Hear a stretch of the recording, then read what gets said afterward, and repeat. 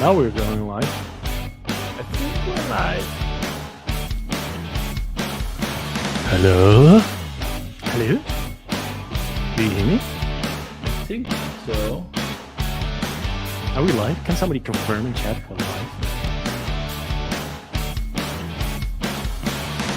Nobody. I see live.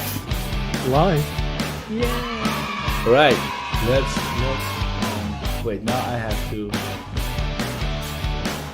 Hey.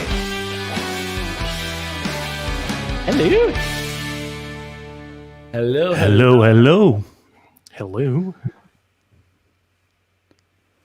That's a lot of silence. Intro, by the way. It's super cool. Sorry, I was doing all the retweets now of the live stream. Welcome, everybody. Welcome to the Home Assistant 2022.4 release party. Boom. And we have an epic release today. It's a lot, actually, like a lot. If you haven't had a chance to read the release notes yet, don't worry. We will do it together. We'll answer any questions you have, share any thoughts of why we did things or why we didn't do things. And and then we also have a special guest today who, well, today he's special, and he's a new guest, but we hope to see him more often in the future, which is Dominique. And maybe you remember Dominique from the State of the Open Home that we did last December. He's the founder of Z-Wave.js, and he will be joining Nabukasa to work full-time on open source, to work on Z-Wave.js, obviously, and to also help implement Matter, the new smart home standard in Home Assistant. So, that being out of the way, let's just start with introducing ourselves. My name is Paulus Schoutse. I'm the founder of Home Assistant, and Frank? Hello. Well, hey, I'm Frank. You might know me best probably at this point from the release notes. And, well, I'm doing all kinds of things around the Home Assistant project. So, yeah. Hi. Hi. I'm Bram. I mainly work on the front end of Home Assistant to create the UI and stuff. Yeah, and I'm Dominic. I already got introduced. I'm working on Z-Wave.js, and let's see what the future brings. Awesome. All right, so I think we should just start with Home Assistant because a lot has changed, and and there's a lot of excitement, at least in the comments on the Twitter feed, above average, I would say. I mean, we generally get a lot of excitement when we drop new releases, which because it's cool and new stuff. But today there's extra excitement, I feel. So, maybe we should just start right in with the first. Frank, you want to show the first? Share some notes? Yeah, sure. It's like I didn't prepare it. Sorry, that screen pending for once, right? Once we had something prepared. Except I don't have the tab open, so I cannot scroll, so that's good. Here we go. So today's release, well, it's huge. it's really long. I almost thought about removing the table of contents, but then it's long, so probably. One thing I really like is that we have 15 topics, and then it's other noteworthy changes. You know what's the worst? The worst, I skipped stuff. It's just not doable. You will figure out or bump into something. So one of the first things on the agenda I put on top is that we're saying goodbye to Lovelace. Yeah. I mean, this has been a long time in the making. We introduced Lovelace 2 years ago, Bram? 3 years ago? No, longer. Oh, longer. 4 years? Okay, so Lovelace. It's been at least 4 years, I think. Okay. Yeah, for sure. So Lovelace is the second iteration of our dashboard interface. And we used to have one that had no name. We just call it states. And then when we introduced a new one, we wanted to have some hype around it. We need to be able to refer to, oh, this is new in this UI because they used to live in parallel. So we gave it the name Lovelace. It was not actually named after Thomas Loven, as some people think. But but by now, like we are, we realize that a lot of people are onboarding a Home Assistant, after Lovelace was introduced, and after the old States UI was removed, and Lovelace doesn't mean anything anymore for these people. They just know this is the interface, this is dashboard. So we decided to, and this is something we've been done more often, is like, hey, instead of talking in our terminology, we're going to talk in the terminology a user might think, like, the way they think about like our UI or the things in their smart home. So goodbye Lovelace, hello dashboards. Yeah, and so this has been in progress for a long time already, right? So you would have seen the term dashboards popping up everywhere for a long time already. Like the menu item was in December already, last December, I believe, renamed. Or it was called dashboards all the time, actually. But also a lot of places it was called dashboard. So actually for this release, only two things changed. And that's how it's called in the documentation, really. And on a media dashboard, it was still Lovelace, I believe. So actually it was already gone on most places. But we now finalized it and make it public, right? Everybody got used to the term dashboards already. See a lot of YouTube videos everywhere about how to make your awesome dashboard, which already happening for months. Yeah. So it's time. Like it was a pretty natural transition, actually. So that's cool. Definitely. Right. And in the sources, it's still Lovelace, right? It's still called Lovelace. Right. Yeah, it's there on some places, like in the URLs and stuff, and we might face that. I guess you can add some redirects, right, and actually fix that.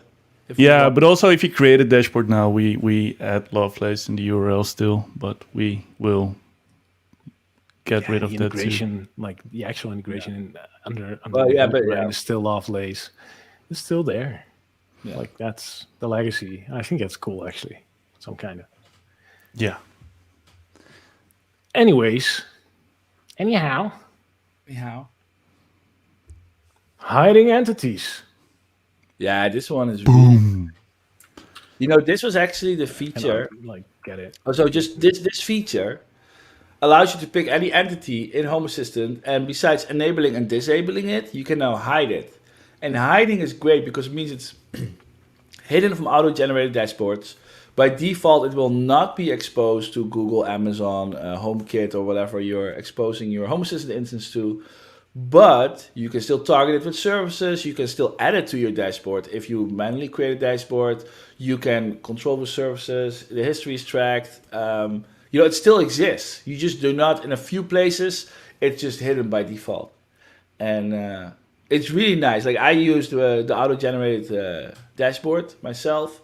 And all of a sudden, there was so much stuff that I could like just hide. And boom, it's like better than ever.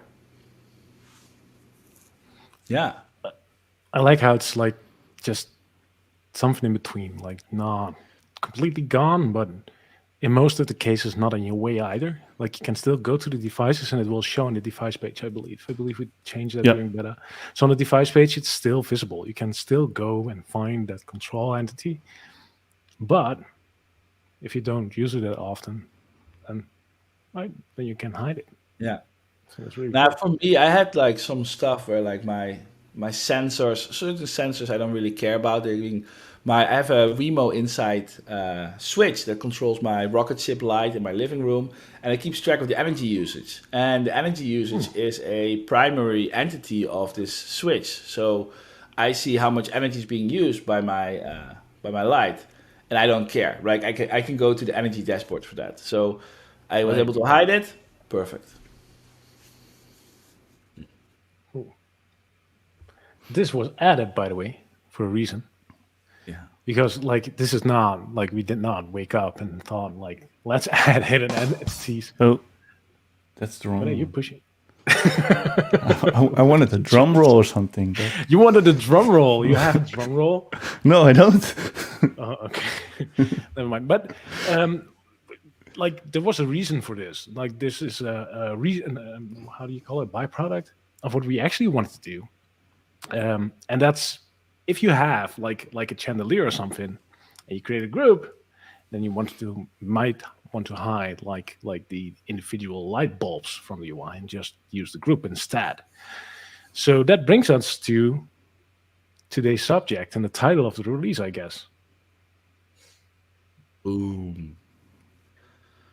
Groups, right? Groups. Groups. Groups. Groups. Right? Groups. Definitely groups. We brought groups to the UI.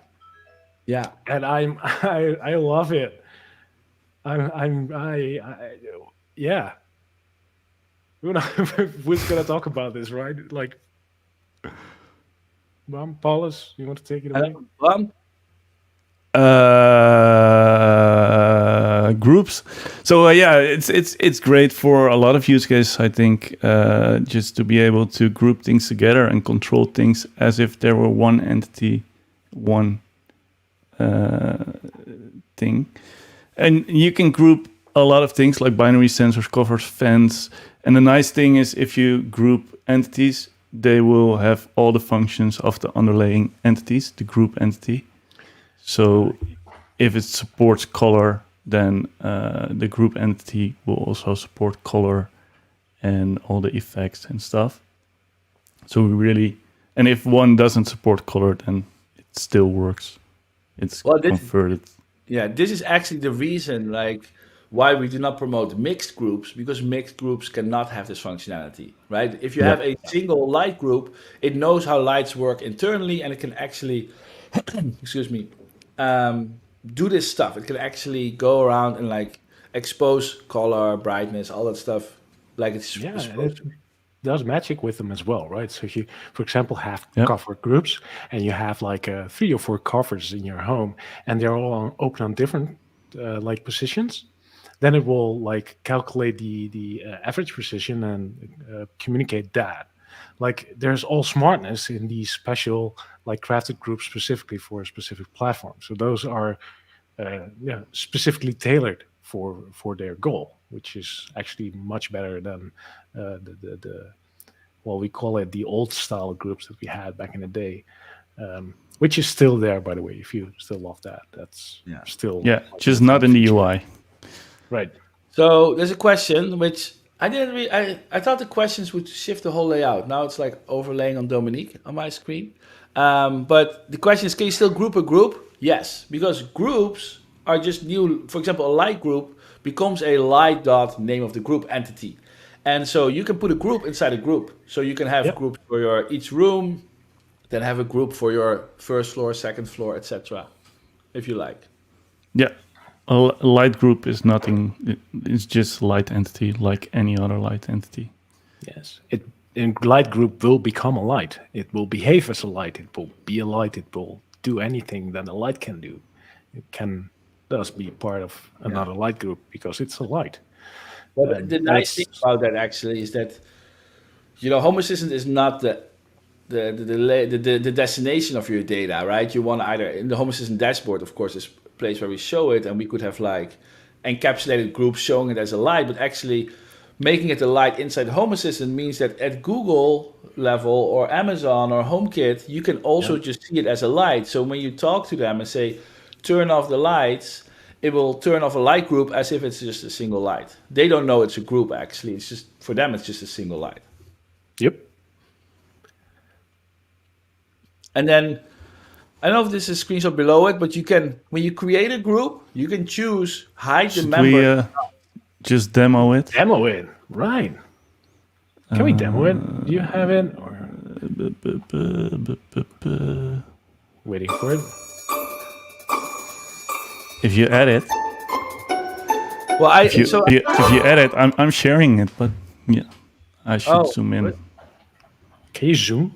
Yeah, working on that. Paulus was doing it too. I see. Yeah, sorry. I don't even know if I have the right entities.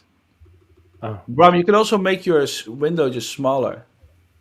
This works, right? Yeah. Yep. Okay, cool. So groups are in helpers.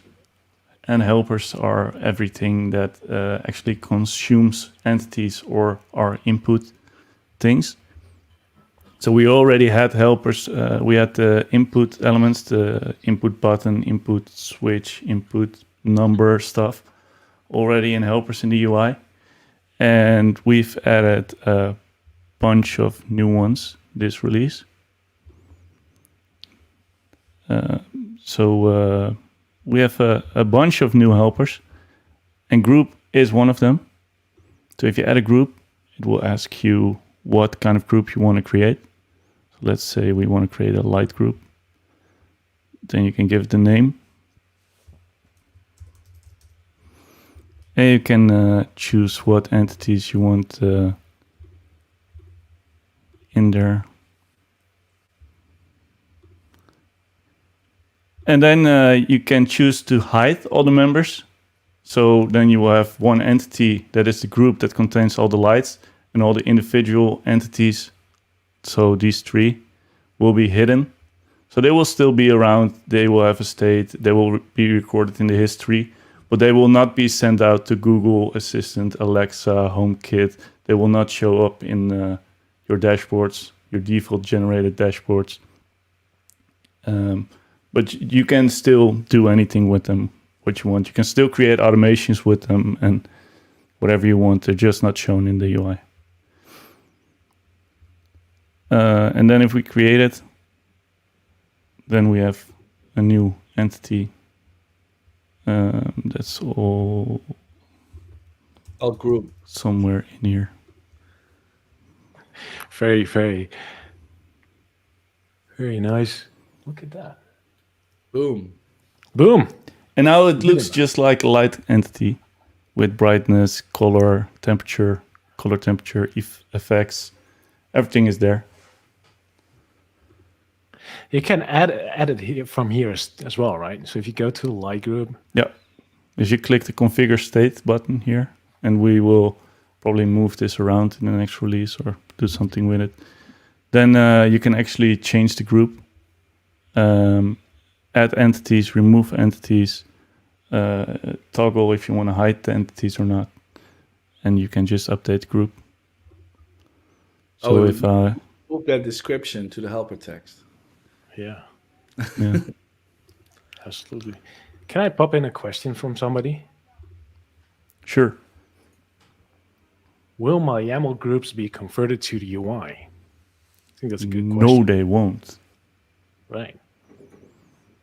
No, so There's I a- mean, Yeah. if this actually goes back to architecture decision record 10, when we decided that like certain integrations would not support YAML and certain would support YAML, and the ones that we remove YAML from are the integrations that talk to other devices and services.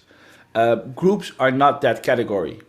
So just like automations and scripts, helpers are and will be available through YAML. So we are not going to import your things because there's no reason to, because the YAML is not going away. Yeah. Now, People actually, I will am still be thinking able now- to use. It might be nice for people that want to transition to the UI that there should be an importer or something. But I don't know how that Still, it has to be cleaned up, right? Especially with Yeah. split configs, that would be problematic. would. Right. Oh, So like- no. I migrated to. I have split config, by the way, so I migrated to the UI last weekend for the groups at least, and yeah, sure, it's like do it once. I would say. But One yeah, thing we could do is do it the same as we do it for the old input elements. We show them here, but you can't edit right. them or change them or something. But at least show them. It's visible, right? That's Yeah. a good one. You can't change it here, but it's shown.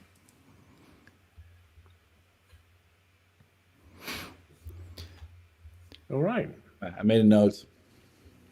So, I mean, Let's so try not to. for this screen, I mean, let's just continue on this screen instead of like following the release notes to the letter. Yeah. So this is the new helper page. And as you can see in the category, the menu options in the bottom, it is automations, scenes, scripts, and helpers. And this is the same helper tab that has been there since the reshuffle, now even forever. There has been this grouping forever. So these are entities that help you organize your automations, your scenes, your scripts, maybe your dashboard. And we added a new integration type in this. It's more like a categorization label that you can attach to an integration, which can now become a helper. And so if you click on Add Helper, Bram, what you can see is that it used to be that there was like a button, a counter, drop down, but now group is added. There is the integration for the Riemann sum integral calculation, the min, max, mean, median sensors. There's threshold. There's a bunch of different helpers that help you convert data inside Home Assistant into new process data, right? So the derivative helper might help you to see the acceleration of a data point, or utility meter helps you calculate the cost of your utilities. All these like small little helpers. And this is also available to custom components. So if you have a custom component from which you think, well, it would better show up if it was in this page, that's possible. Custom components can opt in to be set to helper, and then they can... the only restriction is that your config entry only needs to create a single entity and not multiple entities, and then it will just show up in this list as it would for all the other entities. Yeah. Helpers are single entity integrations, actually, kind of thing, right? Yeah. Cool. And they're not shown in the integration list, but they are shown in the helper list. And you can add them through here. You can also add them through integration. Right. So they all have nice UIs to set them up. This is pretty complicated, actually. And then you pick the easiest one. Yeah, one of the easiest ones. Well, yeah, this is even more complicated. No, this one is easier, I think. I don't know. It's less technical. Right. Which one do you want? Which one is easy? Date and our time. That's an input. That's an old one. That's an old one, actually. No, that's not the new one. This is the input.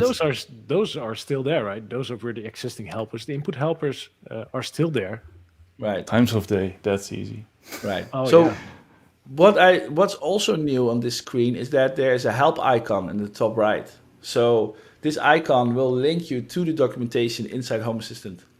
So that means that if a config flow is not fully explanatory enough, or you feel like you're stuck, press the help icon, you get to the documentation, which should hopefully help you further.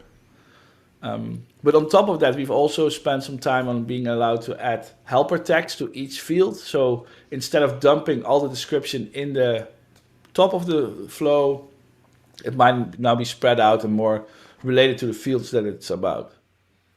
I believe that's visible for the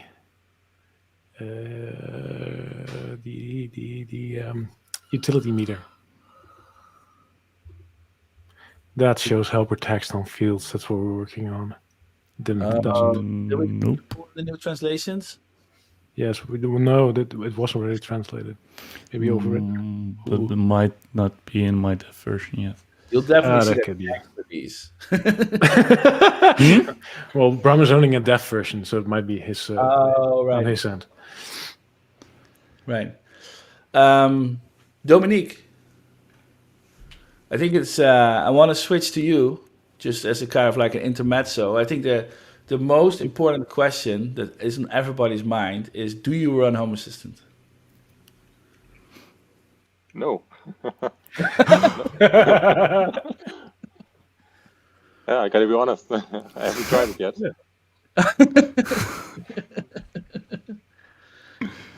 That's good. Yeah, so Dominique is going to be the first Nabukasa employee, I guess, that does not use Home Assistant, and which is fine because Dominique uses Z-Wave, and he wrote the Z-Wave.js driver that Home Assistant is actually using, the one that we transitioned to a year ago. We introduced it, and I think we wrapped up the transition a couple of months ago. And Dominique is the reason why Z-Wave, well, one of the reasons why Z-Wave is as good in Home Assistant today as this. So yeah, I guess Dominique, what do you you're gonna work full time on Z-Wave.js, and the cool thing about ZWave.js is that it's written very generically.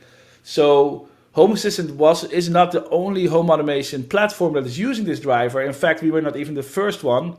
You wrote it because you were running, what's it called? iBroker. It's yeah. written in Node.js. That's the reason ZWave.js is written in Node.js, essentially. But I think there are a couple of different platforms using it. One most probably knows ZWave.js to MQTT, which was also used outside Home Assistant, and I think there are a couple other who are using it in completely different contexts. Right. So I think this is really great because it means that our investments here, right? Dominique is going to work full time on making ZWave.js even better, and everybody that is using like ZWave.js is going to benefit. Also, the other home automation platforms, which is great because in the end, like it's silly to have two ZWave.js drivers. Like that stuff is so complicated. You just have one, and like everybody benefits, right? The fact that Home Assistant benefited from ZWave.js being created for another platform, and now being able to pay Dominique to work on this, like it's for us also a way to give back to all the other platforms that together have are working on this. So for me, I think it's really exciting. I'm really stoked to see what's going to come from it. So yeah, I mean, are there any things that you're like, Dominique, that you're like, this is definitely now I have time, this is what I'm going to work on?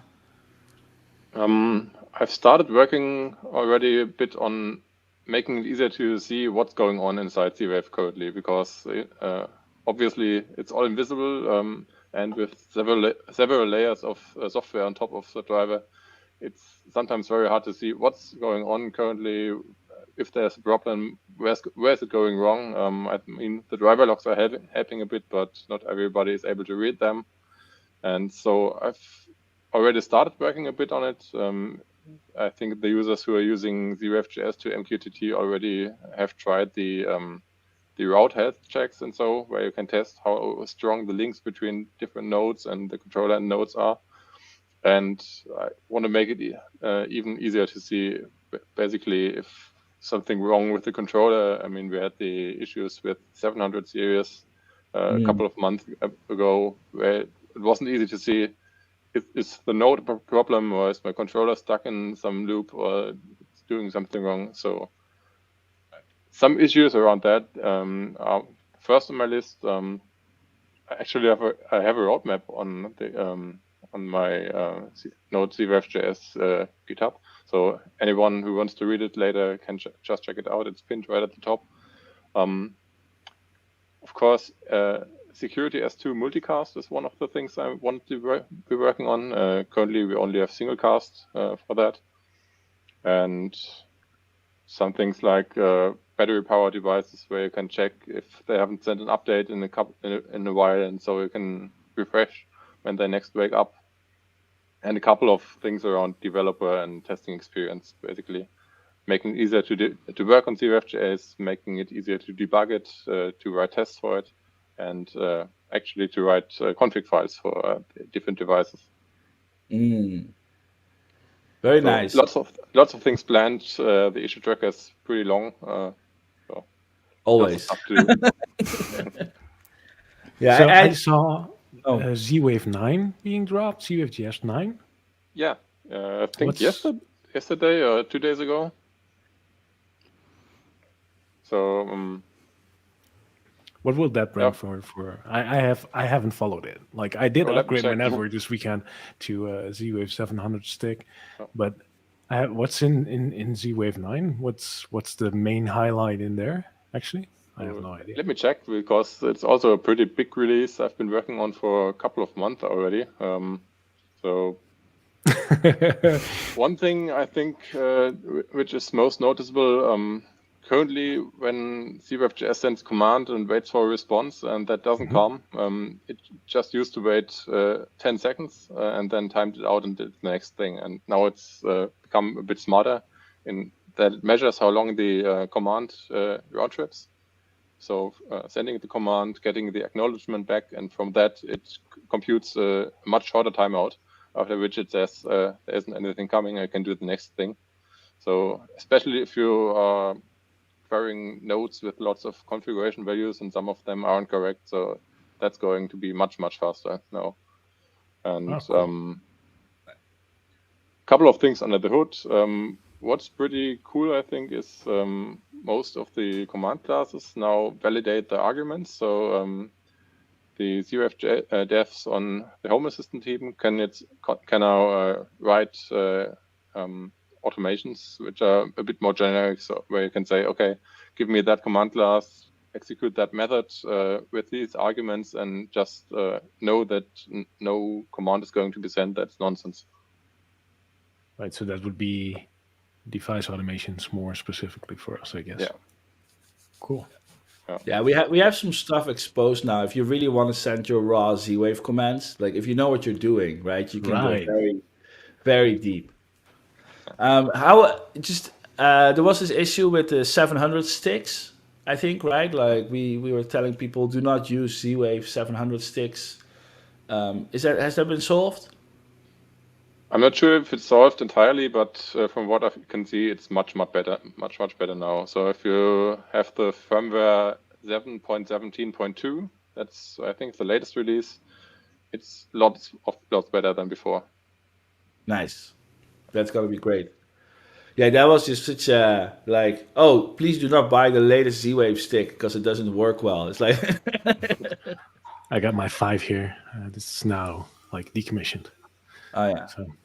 That's the 7, right? The 7. No, this is the 5. That's the 7. The Dominique has the 7, which is now in my blue, which is somewhere else. But so I cannot show it. But this is the old one. This is my 5 series, Gen 5. And then what? So I mean, 700 is already old, right? Isn't there 800 now? Yeah, I think there's. It's announced already. I don't think you can get them yet because, of course, chip shortage and everything, and manufacturers need to build their own devices on top of it. But I think the first dev kits are available already. Nice. Yeah, it took us. I mean, for Home Assistant Yellow, we had to source Silicon Labs Zigbee chips, and that was like a pain, right? With the chip shortage, they're just like, we're gonna. You know, the biggest problem with the chip shortage is that, like, there's a shortage, that's one. And then all the scalpers come. Then everybody just keeps buying up. Everybody wants to have stock because nobody wants to run out, making the shortage even worse, right? And so, yeah, that is it's challenging, especially the Silicon Labs chips. Everybody wants them because everybody uses them, or most products use them.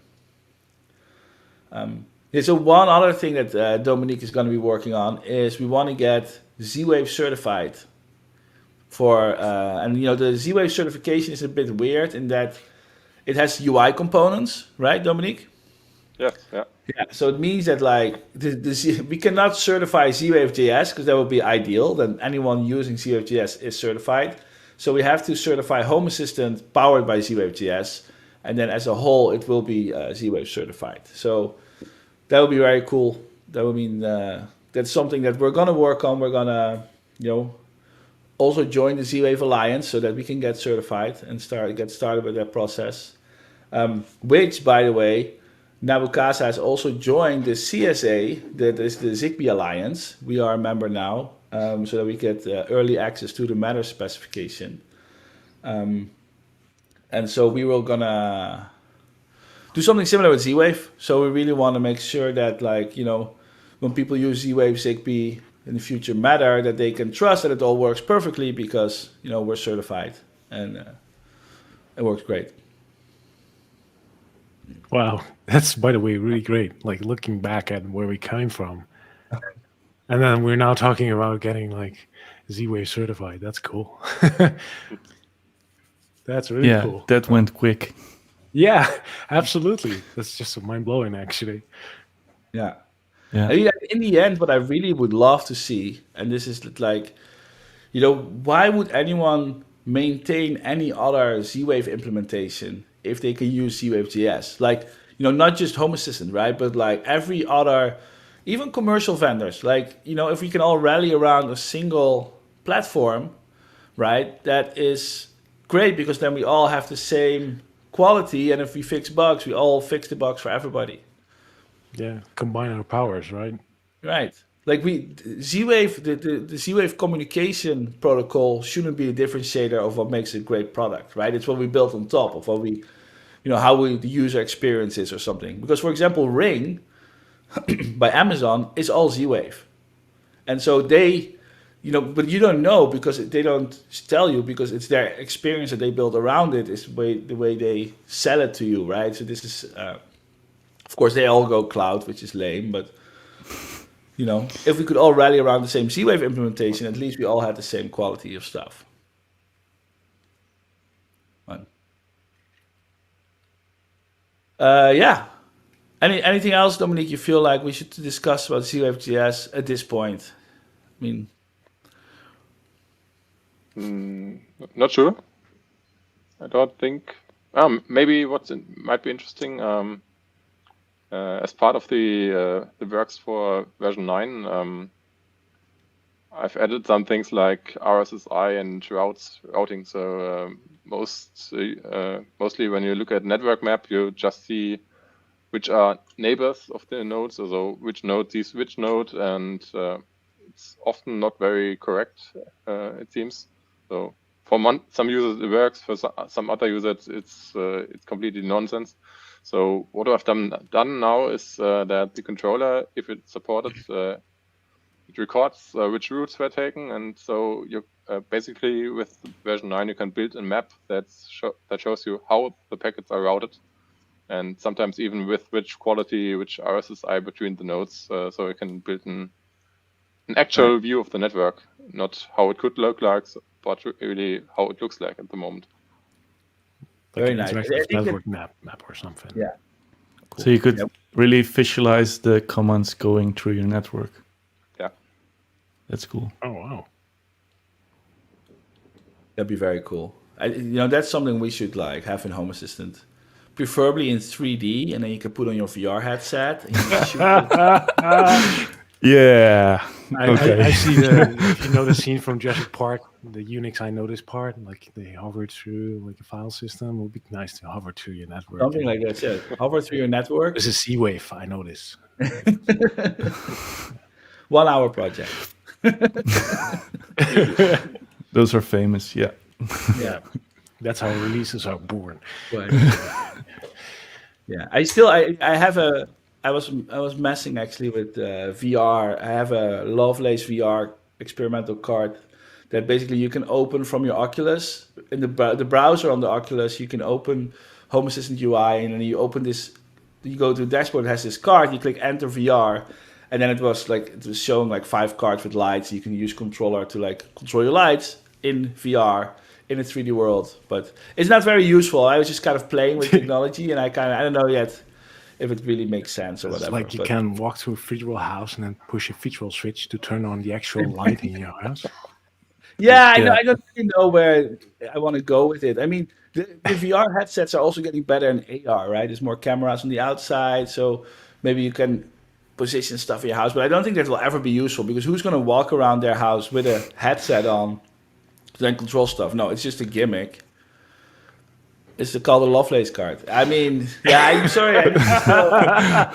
Dashboard card. Dashboard card. That doesn't sound good. I need to get used to that too, by the way. Yeah. And I'm just messing with the stuff. I feel I want to, I have a garage, and I have a 2-car garage, but I only have 1 car. So there's a lot of space that I can use for projecting 3D worlds that you can kind of walk around. And I was like, if I hooked it into Home Assistant, I don't know. I'm gonna play with this more. One day you can get a treadmill and then walk on that through your house, and then you don't need the space. I've seen those things. Those look scared, by the way. It's a different thing. All Anyways, right. Release? We're doing a release. Okay. Oh, was there more? Hi. We're not done yet? No, we had something more. So I was already scrolled down, but nevertheless, this release we have a new integration, or an integration helper, as it is. It's Switch as X. So we had something like this in the back in the day already. We had a light switch light kind of platform thingy in YAML. I'm never sure about the order. Was the light switch or a switch light? It was Light. I would say Switch Lite was a Switch platform for the light integration. Light. That's true. That's the correct wording. So this release we introduced Switch as X. Sounds really cool. Once again, our perfect naming track record stays 100%. Oh boy, that's For this one, it's best if you never see the name.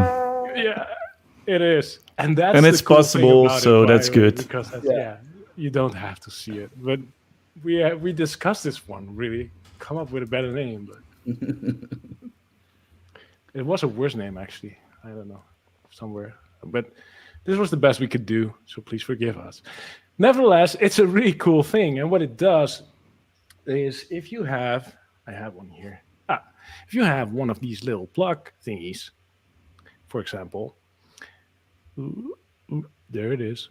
Those little wall plugs, those will show up in Home Assistant. And this is a Z-Wave one, by the way, which I still need to repair. But these will show up as a switch in Home Assistant. And that's fine. But what if you power your Christmas light with them? Then it will still be a switch. And you cannot use a switch in a light group, for example. So that's not that good, right? Right. Google will ignore it. You say turn off Google, the lights. Turn off the lights, it will not work in Google. So that's pretty annoying. But there are also those, like, I don't know, those relais, those little, like those little boards that will be used for garage doors, for example, or locks or whatever. You could do a lot with just a switch, right? Right. Well, like the Shelly, you can connect it to the garage door, right? And then to open and close the garage door, it would still show up as a switch. One of those Shellys. Yeah. Yeah.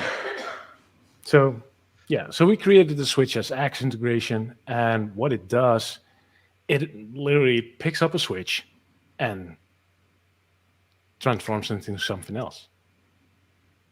Boom. Boom, just like that. And it's available via the UI. Here's my rocket ship. My text is blurry, huh? Well, it's not even. I don't see anything. What do you mean? Oh, there it is. But now it's really blurry, yeah. This is better. Is it better? No, it's not getting better. Well, this is readable. This is good. Say. Okay. Yeah. So this is a light. Yeah. Ship. But as you can see, whoa. This is a light. Okay, well that's it's broken. Shall I switch to No, it's not broken. This is your Switch as X light. Right. Yeah. Yeah, but Okay. it tells me this. Okay, my this demo is not going well. No, but it doesn't have an option flow. It shouldn't show that button. We should hide that still. Oh, right. I have to go to my. Shall I have Go to entities or enable my screen. Yeah. Okay. And then search for Switch. Okay, cool. There you go. Right. You do that. So I have a bunch of switches here. This is one from TP-Link. So this is just a socket. And normally it will be shown as a switch because it's a switch entity. But I can choose to show it as a light, a lock, a cover, a fan, or even a siren. So let's say I plugged in a light into this socket and then I update it. And then it says this switch will be hidden and a new light will be added. So the switch entity, the original switch entity will be hidden with the new hidden feature we introduced this release. And a new entity, a light entity, will be created. So now we have... Doesn't work. I'm not sure what it was called, plug or something. Yeah. So we now have light.plug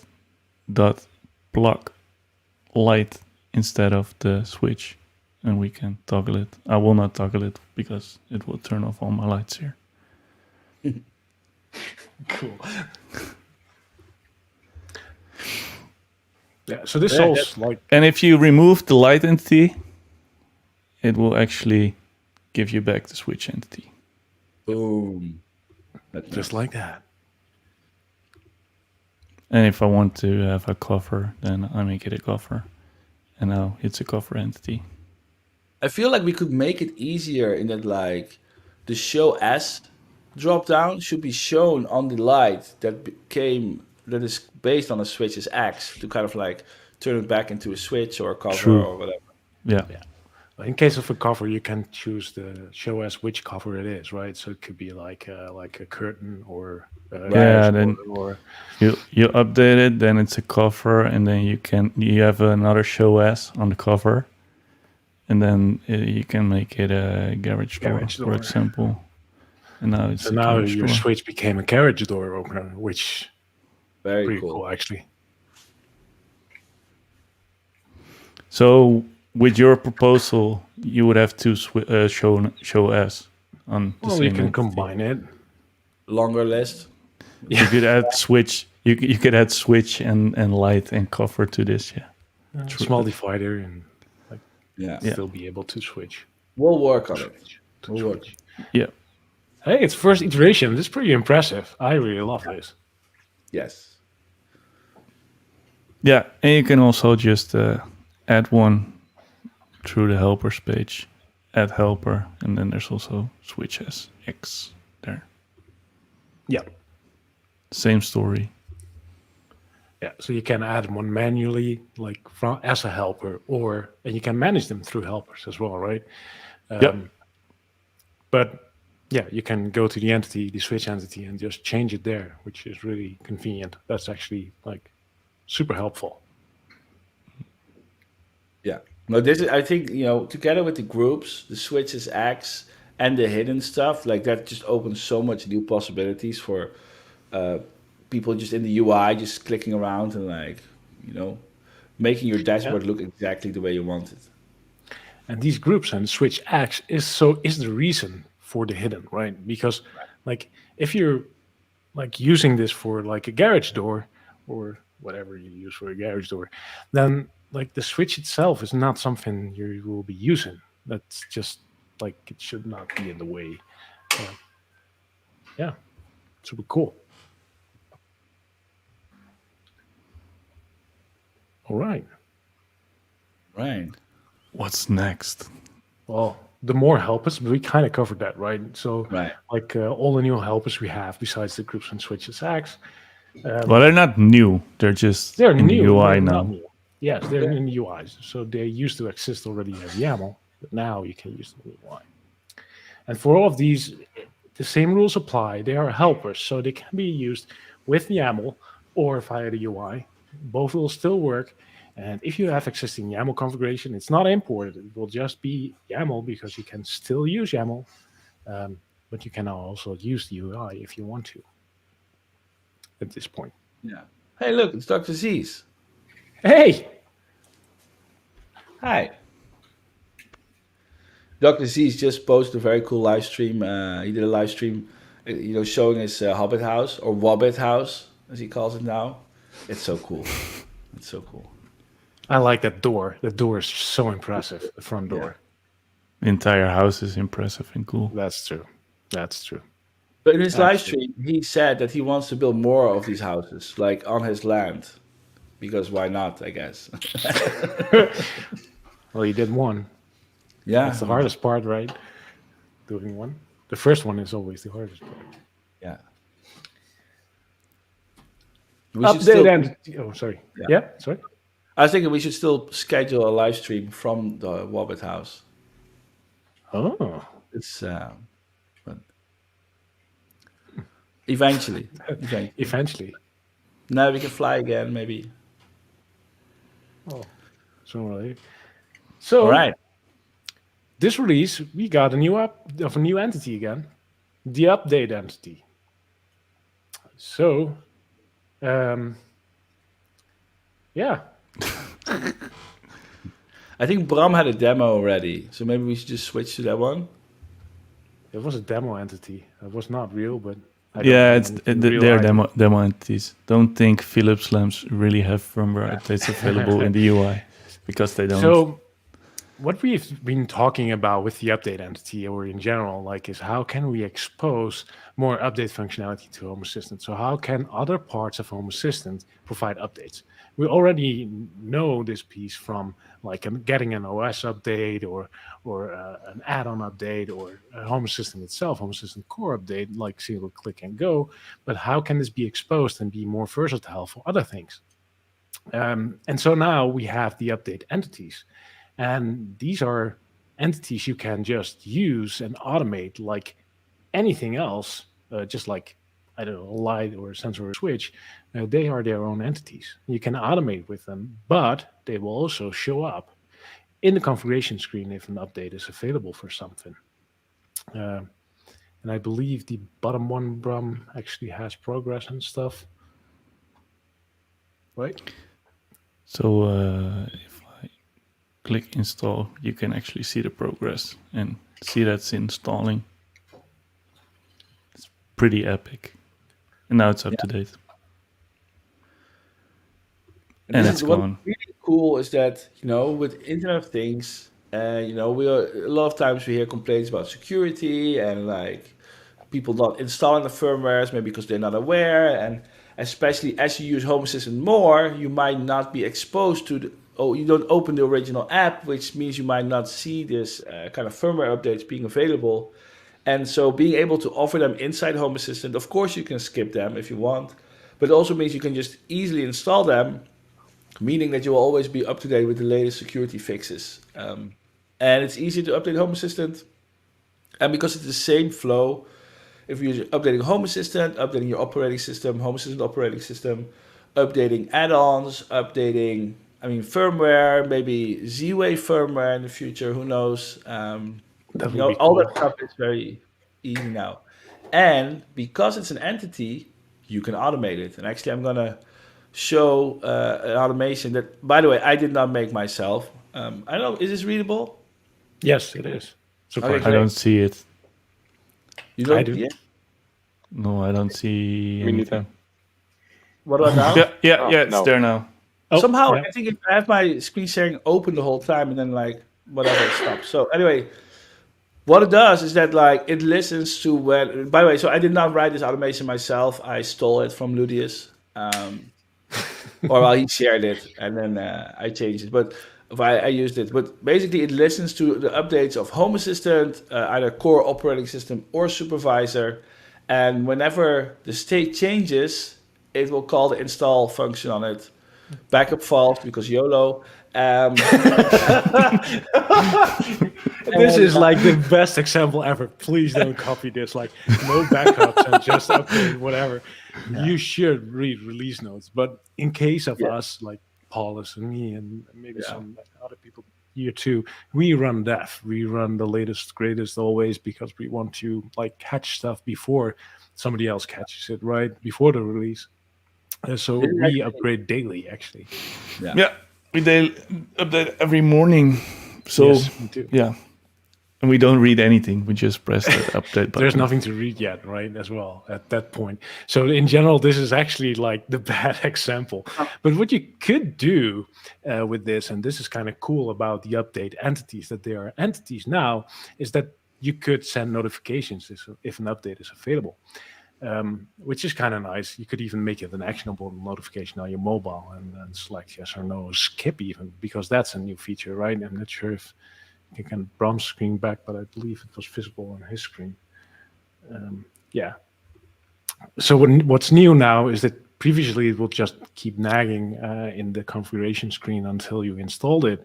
And now you can say, I'm not interested in this version. So if Brom hits skip, it will now be gone from that list. It will still open the entity. We should close that window, by the way, then, maybe. Yeah. There's also, so that's kind of cool. Those are shows by cool. Yeah. We added a number besides the configuration menu item, how many updates are available. So you can see easily if there's an update available.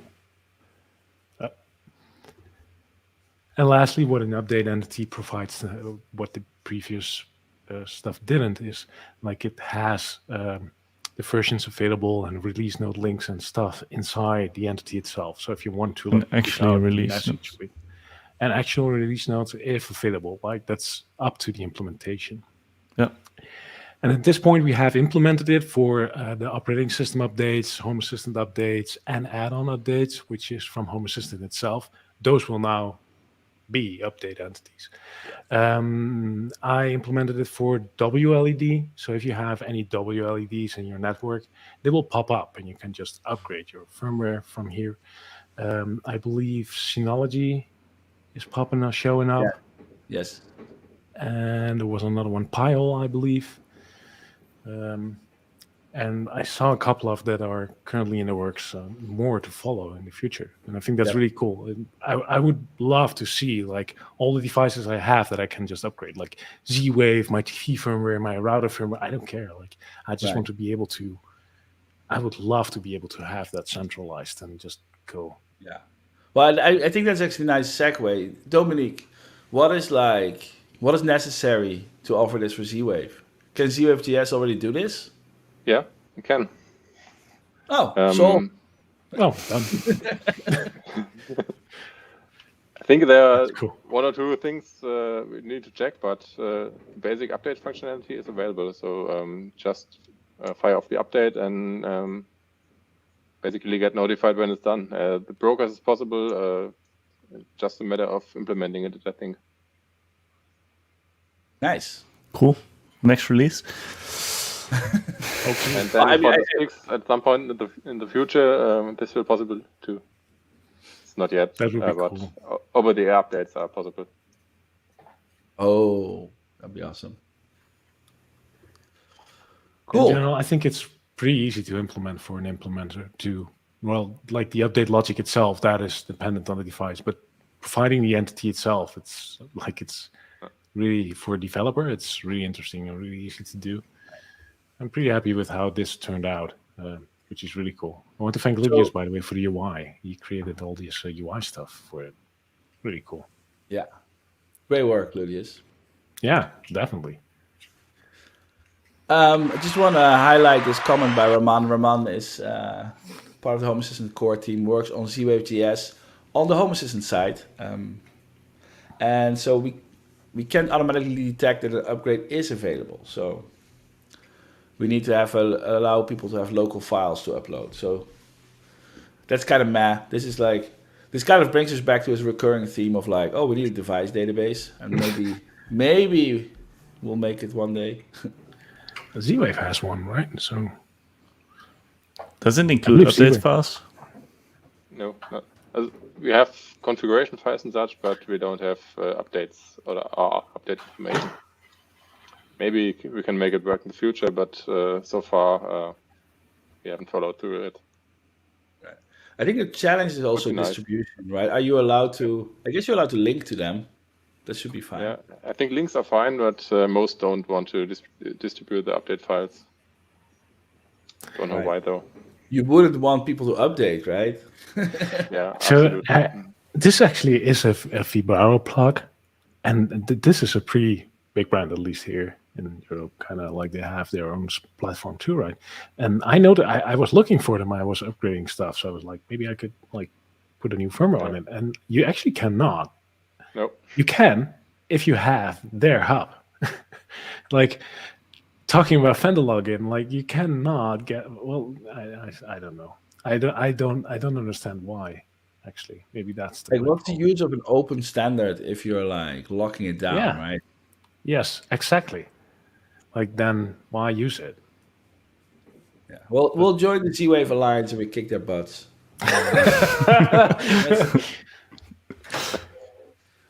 Yeah, let's hope so. But that's the update entity. I'm really looking forward to how that will be involving in the the future. Super cool. Cool. Update entities. Yeah, this the WLED demo. That doesn't show like progress actually because it doesn't know. But yeah, still it's busy. I guess you could show fake progress of like downloading update, uploading update. Yes, And that's up to the implementer if that's available for the for that would be like acceptable too, right? So if somebody would say, well, it's right. now at 30% of because this is step number 1 of 3, then that would be definitely acceptable. But I don't know at this point.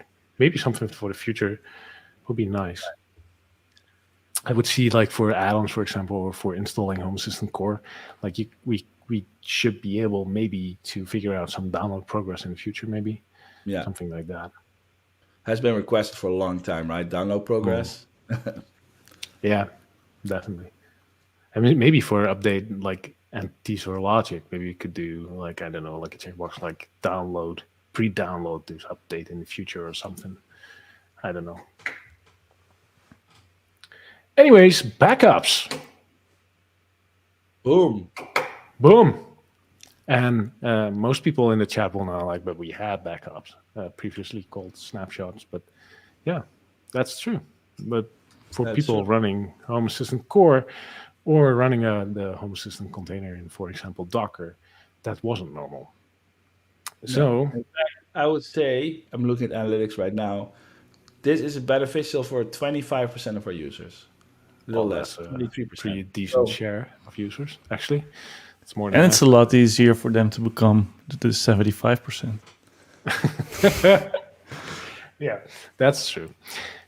That's true. But they can now back up, and it will create like a compressed file with your configuration in.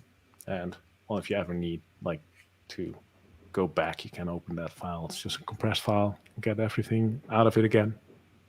But what is really special and really cool is that file is actually compatible with Home Assistant operating system setups. So if you want to migrate to that in the future, that's possible too. You can import it into the operating system setups. It's compatible with that.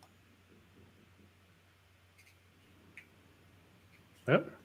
Yeah, that's really cool. I mean, it's it's just the same configuration directory. You create a backup, you download it, you can upload it when you use Home Assistant operating system or supervised during onboarding, and then restore it.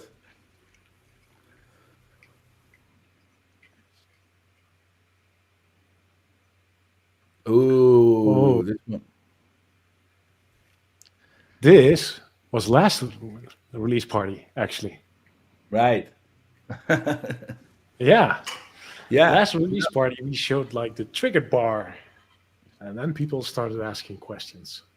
Paulus? Right. Yeah. So last release, we added the trigger bar. So when you're editing an automation and the trigger is happening, it will light up blue so you know, hey, the trigger happened.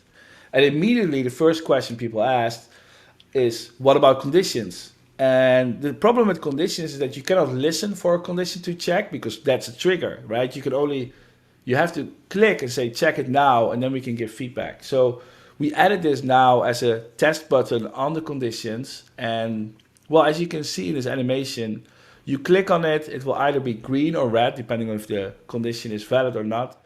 And if your configuration is invalid for the condition, for example, because you're using YAML, then it will actually show you the validation error. So that can be very useful if you're, writing YAML and you want to make sure it works. The downside of this, this button is great, but it's not perfect because you do not have access to your variables, right? So if you're using templates, then it's not possible. But if you're just using like here, you specify an entity and you want to test if it is like a certain state, perfect. And this should be really helpful in, so many times you would create an automation, save it, trigger something, then go back into your trace to see if it was correct or not. And now you should be able to test individual pieces to make sure that it worked great. And this is kind of in line. Did we also last release added run action, didn't we? Yep. Yeah. Yes. Last minute. Yeah, so you can see if a trigger is triggered, you can test conditions, you can run individual actions. So, you never have to leave the screen ever again. What I really liked about this, because I was playing with this for screenshotting, and I was making nests of conditions. Like you can do an AND. So if you set your numeric state to, or your condition type to AND, and then you add a couple of more, then each individual ones has such a button, which you can test. but the one on top that combines it all has it too. So you can test the individual ones and the combination. I thought that was really cool. I actually didn't think about it until I played with it. So if you create like trees of combinations with conditions, you can test the whole tree of them. Yeah, exactly like that. We don't see it. At least see I now? don't. Yeah. Okay. Yeah, I have to resize the screen, then you see it.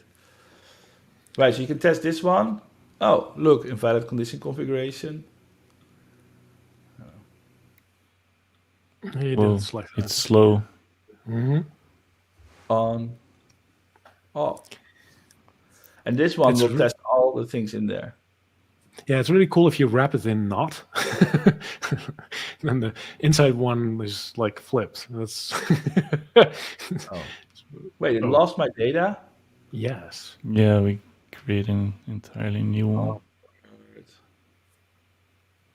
Right? It's flipped, Yeah, which is exactly what it does. that's fun. But yeah, I think this is really cool because like it's not just like get all my conditions for a single one, but the combination of things that often is the complicated part, and being able to like quickly see if that matches right now is kind of helpful.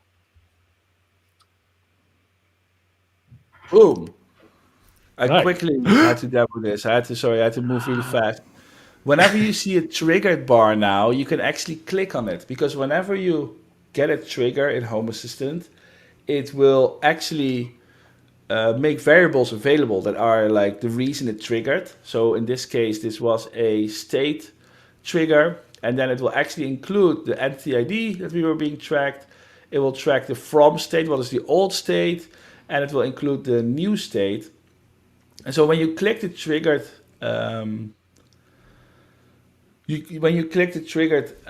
bar, it will show these variables. And so these are all variables that are available inside your template. So inside your template, you could do, hey, I want to print trigger.entityID, and it will trigger the entity ID that triggered your automation. But for example, you can also say, hey, I want to have a look at the context because I want to know which user did something. Well, then you can also see that here, right? So this triggered, the trigger data can be used for a lot of different things. And if you don't know what any of this means, great, then you're not using templates, then it's fine. If you are using templates, this is going to be super, super helpful in finding the right data. You don't have to go into the template editor. Once again, you can stay on your favorite screen, the automation editor. What I often did is make an automation and then trigger it, and then go to the debugger, which is actually one of the biggest, best features of last year, I think.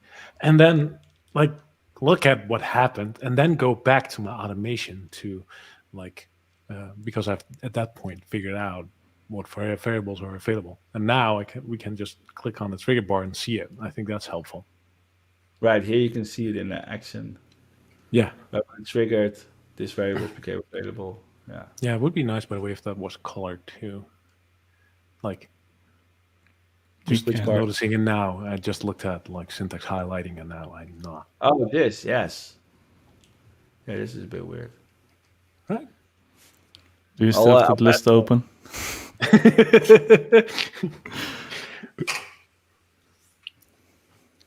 Super cool. It's added to the list, I see. Cool.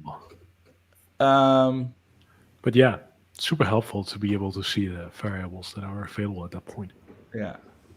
Here, Bob Romero asks, where is that? I guess I moved a little bit too fast.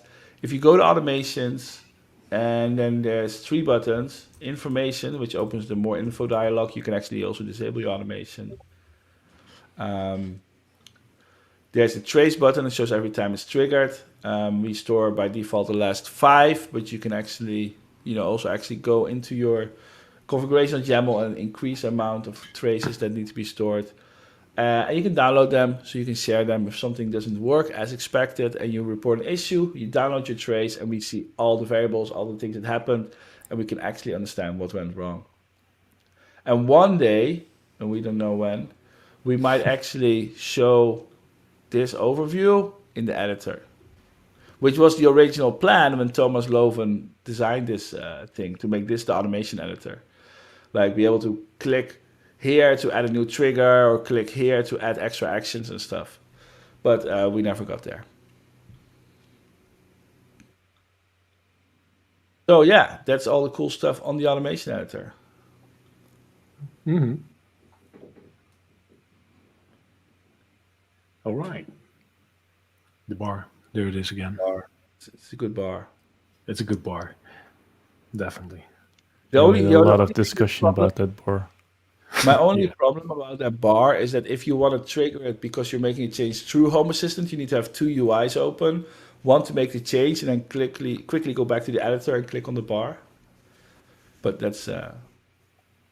I don't know, maybe you have to like show a log of like the last 5 triggers that you can always look back at the variables. Could like pick that up from maybe history, the automation history already.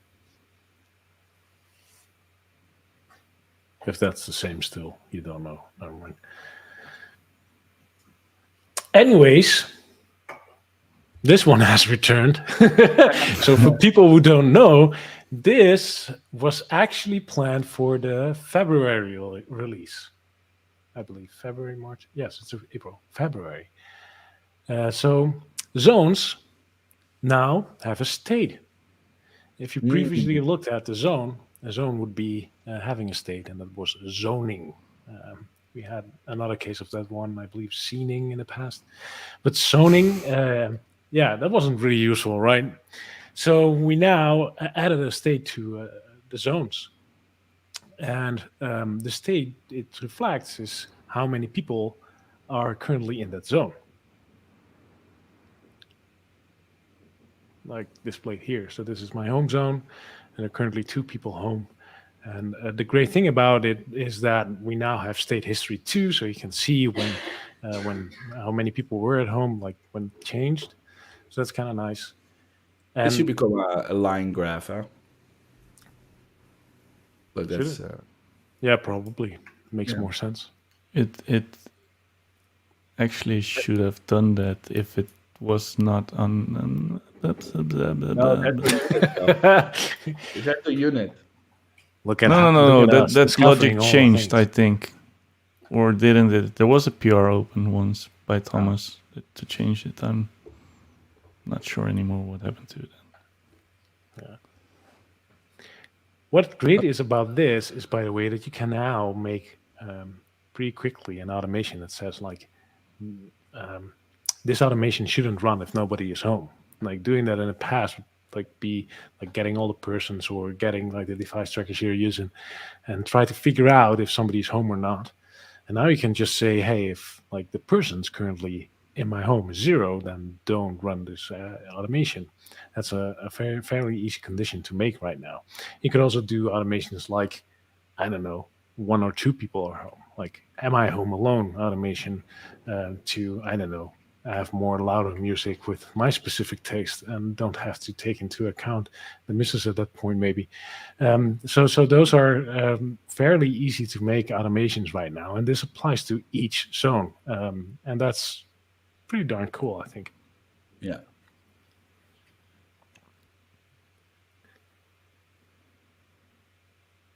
So it's just the persons in the zone, right? Yes. Not Right, not the right. device trackers and stuff. Nope. I think that's actually like this. Couple of people asked that during the beta too, like why isn't not device trackers, right? But if you have like, for example, your router with all the devices that are connected to your router, those will probably all be home. And personally, I'm not really interested to know if I have like 30 devices online in my home, right? Like it could be interesting. It could be an interesting number, but it's not like I would automate on that for somebody coming home or not. No, that's more online, offline, more Right. like a Exactly. status check on your devices or something. Yeah, which could still be interesting, but on a different level. Has a different goal. Yeah. So device trackers actually are in play here because if you create a person, you can like add device trackers that belong to that person to it. So in my case, I have my mobile phone my Apple Watch connected to my person in Home Assistant.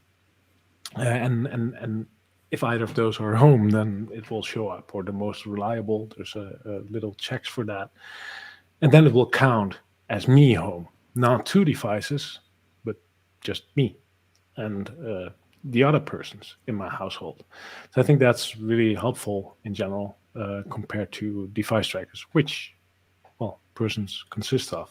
So essentially, device trackers are here via persons. Yes. Yep. Oh, a little screenshot for an automation. Numeric state for the home zone, if above 0, so not 0 actually, then this automation will fire if somebody is home, else it would not. It's fairly easy to do now. Yeah.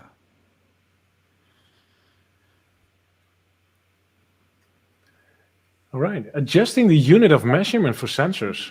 I like this one. This is another one, like, actually, this has been a couple of months in the making because we had to like change how sensors like inherit like the underlying architecture. And this is like, this has been well requested for a long time. Like we used to always just be like, oh, you like Fahrenheit? Here, your whole life is Fahrenheit now. Yeah. What happens is that, for example, in America, there's people that they do Fahrenheit for weather and stuff, but when it comes to like CPU temperature or 3D 3D printing. printed temperature, they like Celsius. So Yeah. we didn't like make this available for everybody. We just put it now for only pressure and temperature is available today. But yeah, you go to the entity settings and you can change Celsius, Fahrenheit, even Kelvin. I don't know why we added Kelvin. I don't know if that's a really valid use case, but hey, why not? So you can actually, by default, we will still go to your main temperature unit preference, which is either Celsius or Fahrenheit. But then on an individual basis, you can change and update it.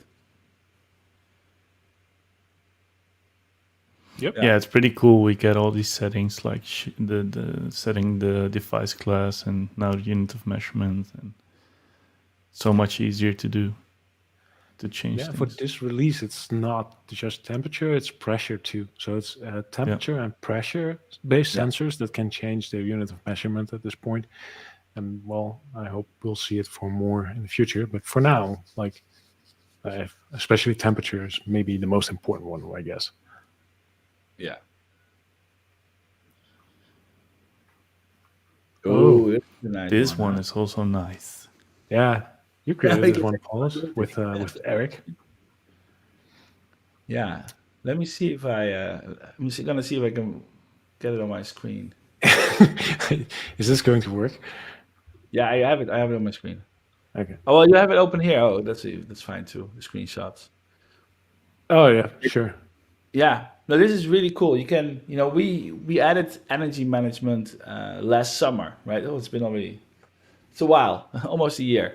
And as part of energy management, we realized, well, in Home Assistant, we throw away your database data that's older than 10 days. But with energy management, you want to see your energy usage over months or years. And so we added long-term statistics. They are being captured and summarized your data every hour. And then we have shorter-term statistics. Every 5 minutes, we capture like small intervals, and then they are grouped into 1 hour intervals. And the 1 hour intervals are never thrown away. So you can always go back in time and see how much energy you used. But the way we actually calculate, like, it's just, by the way, not just energy. Any sensor in Home Assistant that is a measurement will be tracked. But sometimes these tracking they mess up. So Home Assistant will look at, for example, you have these meter entities, your electricity meter, how much energy is being used, and this is an ever increasing value. Now, instead of like storing this ever increasing value, Home Assistant will store the growth per hour because that's your actual usage that hour. Now, sometimes these meters get reset or they change values big time, and then you end up with like this energy graph where like, oh, this morning at 8, I have used like 5,000 kilowatt hours, which is obviously wrong. However, with Home Assistant, we don't want to go in and be like, oh, you used 5,000 this hour, that's probably wrong. We're going to ignore or scrape this data or whatever, because we do not know what the correct value is. And we can kind of assume, but once we start messing with your data for you, then all of a sudden you can never know what you're looking at is the actual data or that we kind of like messed with something. And so it might not match with your energy provider or whatever. So in this release, we now have a cool dialog. So what does it mean? The dialog will, you pick a statistic, you pick a point in time, it will show you five entries, 5 statistic entries around that point in time, 5 measurements, and then you can adjust the actual value of that measurement. So in this example that we have here on the screen, when you pick, like, for example, this is a 5-minute interval, well, 28.28 kilowatt hours was being measured. Maybe we want to change it into 1.28. That's possible now. And then everything is like adjusted. So if you had very big bars, and a lot of people had some mismatch on January 1st because certain integrations had some bugs, that is now able to be fixed. So, yay. Yeah, we've also seen some spikes with some solar providers, like providing rogue data at times, like having an issue, an API provider provides wrong data because of an issue. Like being able to correct those, that's really helpful.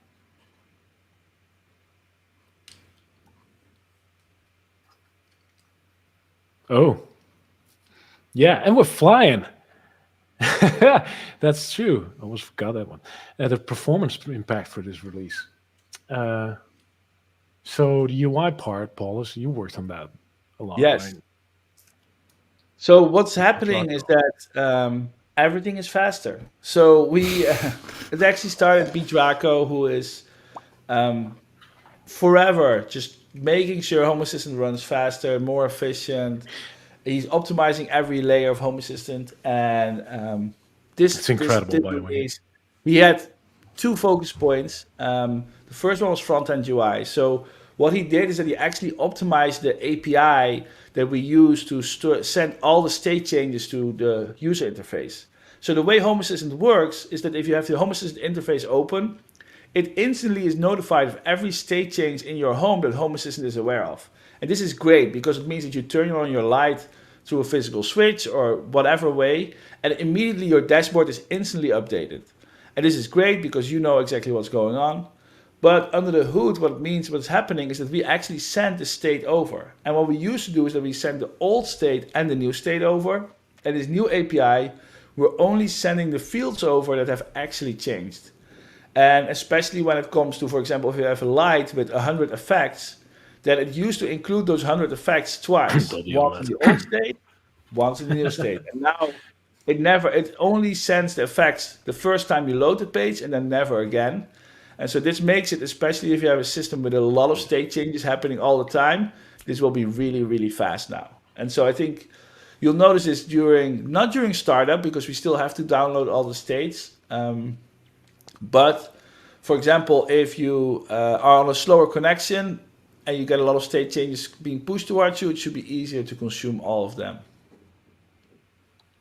So it's and this is actually a new API. So the old API is still available, but if people or if applications are using the Home Assistant JS WebSocket library, which most Node-based applications do, for example, Node-RED does this. That means that the Node-RED Home Assistant plugin will also be using this newer API, which means that Node-RED will be a slightly bit faster too. So that's really Is that automatically? Once they update the library, yeah. Right. Once they update the library, it will automatically select a faster API if it's available. Then I probably know something else. Okay.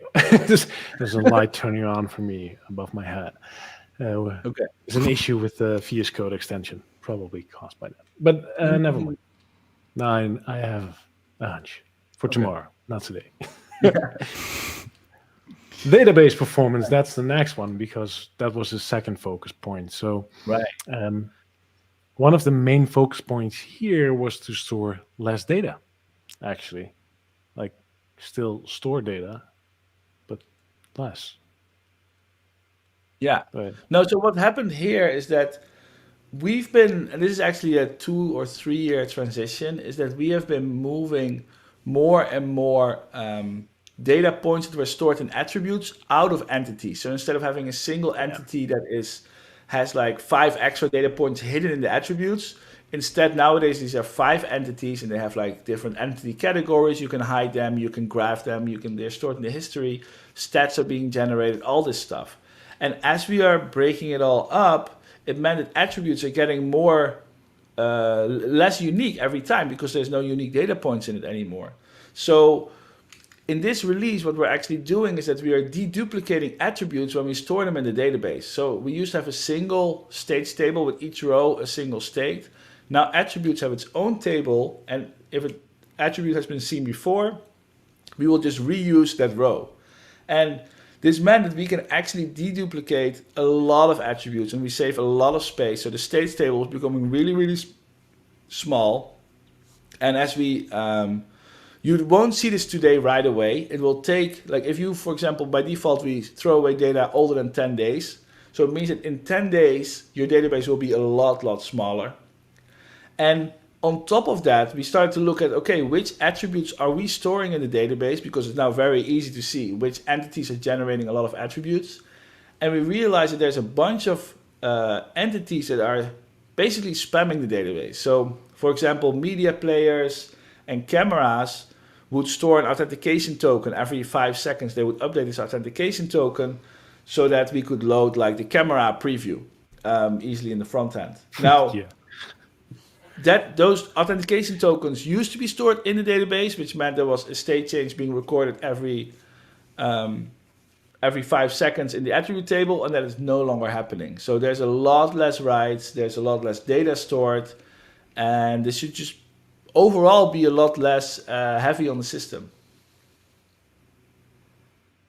Yeah, there's a lot of attributes being like not recorded because they have no historical value, right? So I believe I saw like light effects. Like I'm a WLED user, so that's probably 100 light effects every time. Supported features. Supported features, right? Right. Yeah, anything that is static for a device is basically no longer stored because they're part of the capabilities. Yeah, right. Yeah. That's the word I was looking for. That's really cool. I hope it will be small. I believe there's a follow-up for it for the next release pending. Like a database that has less data doesn't mean that it will shrink in disk space. So like even though we're going to store less data, it will not give you back disk space that it already consumes. That's a database thing, and that will be fixed or optimized. That's a better term for next release I've seen. Yeah. Yep. All right. Then we're up to selectors. And selectors is originally a thing we developed for blueprints, which was December 2020. Right? Yes. Yeah, for the State of the Union. Yeah. The big blue with the blue release. That was 2020. Yeah. So it brings a UI elements to blueprints. Those are the selectors you see when you select an entity in a blueprint and those kind of things. Those are the things we call selectors, and those are used now through all the UI of Home Assistant. Like if you call a service or go to an automation editor and select which light and such. But also our new helpers are all powered by these new selectors, or by these selectors. And this release, we added a bunch of new selectors to our list of available selectors that a user can use. For example, as in the screenshot is shown, the color selector. We now have a location to, date and time, theme. Add-ons, I think. Add-ons we already had. Oh, okay. But the existing selectors have been extended too. So if you have like an entity selector, you can now, as a developer for Blueprint, you can say, hey, I want to have multiple entities as an input. That's not possible. Multiple areas, multiple devices. So there are a lot of new capabilities for blueprints. So if you like to share and create blueprints for a community, go check out our selectors documentation. It has been fully updated with the latest screenshots and all the new selectors and all the new features. And it's really a tremendous list, which we hope, Yeah. or I'm pretty sure actually we can create a whole new generation of blueprints with new possibilities. Yeah, and if you create an integration or a custom integration, you can now also use all these selectors in your config and option flows. Yeah. So it's possible now to add an entity selector to your configuration flow, or an area selector, or a color picker, a location picker. So you get a map and you can just pick a location on the map. All these selectors are now also available in options and configuration flows. So it's much easier to set up new integrations and create nice UI flows. Yeah. We have one integration this release that migrated to the UI. I believe it's Tankerkönig or something. They use selectors, and what I found really interesting about their use case, it's like a gas station pricing thing, like a monitor for it. And if you set that up, that integration, it will now show a map, and then you can select the radius of where you want like gas station information. And if you go to the next screen, it will ask which gas station in this radius you want to like monitor. That's a really nice use case of the new selectors. Yeah. Super cool. Yeah. And I just Joachim just shared that the add-on configuration inside the supervisor panel, which will not be called that way anymore, but the add-on configuration will also use selectors. Yep. Yeah. And if you want to see all the selectors that we have, just as a preview, you can always check it out on our design.homeassistant.io, which is our... Here I have it listed, I believe. Oh yeah, the design portal. Boom. Yeah, so this shows all our selectors. Also how it looks in dark mode. You can like enable some features, and yeah, I mean basically you can like play with it, see how it's being used, and see how you can use it. Duration selector, that one is new too. Can ask for input duration. Yeah. Date and time with a new date picker. Yeah. That's cool, The by the date way. pickers are nice. Well done, Bram. Yeah, super cool. Oh, the media is now also available. So for blueprints. That's cool. That's the new location one and the one with radius. So this opens up like seriously. Oh, the color temperature. I like that one. This will open up like a lot of new possibilities for blueprints. You can now actually ask a user for the color temperature they want in their blueprint, right? Instead of like previously you would ask, I don't know, like a number or something, which is just odd actually. So it's kind of nice that we have these things. Yeah.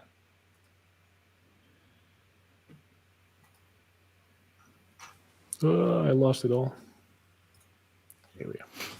So the table of contents is still helpful. Don't remove it. Oh, variables and triggers. Right.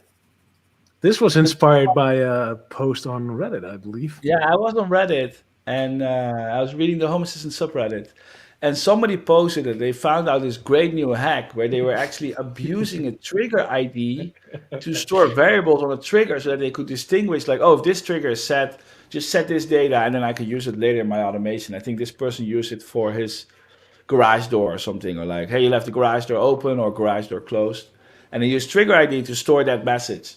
And I was like, well, we just have variables that already exist, but of course not on triggers itself. We already have automation level triggers. We have trigger variables, which are variables available for templates inside triggers.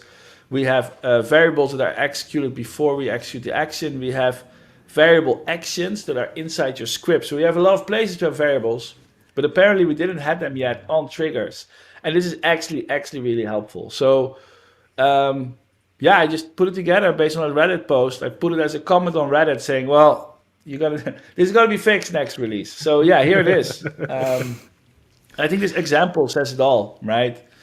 You have two different state changes, and yeah, you can just use the same notification action.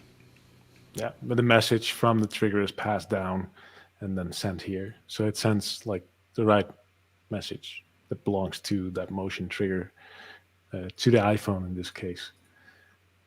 Yeah, really helpful. You can add as many variables as you like to this. Like this can be like a whole list of variables for this specific trigger, and these messages, these can even be templates. So you can make, if you want to go wild, you can make this a template and use the data that is in the trigger to trigger, pass it down, and send a message.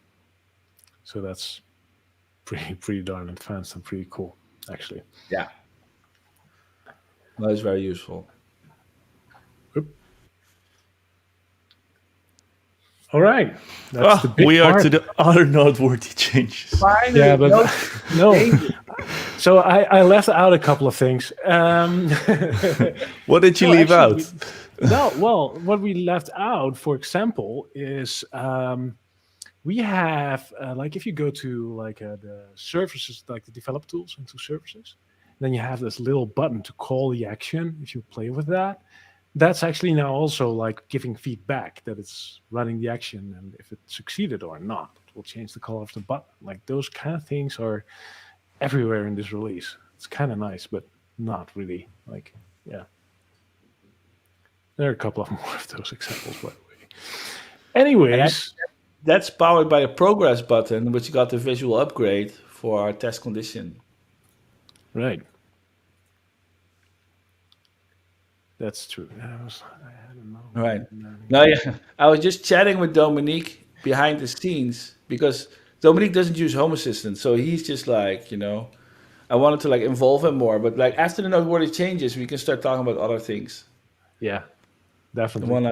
So we can, I think that there's probably some people that have questions for Dominique because I asked people that have questions to come to the stream on the newsletter. Cool. Let's handle that in a second. We're almost there. Yeah. So a lot of more media players now work with the media browser, which is great. Yeah. Thank you, Paulus, for diving into that one and adding that whole list. It's pretty nice.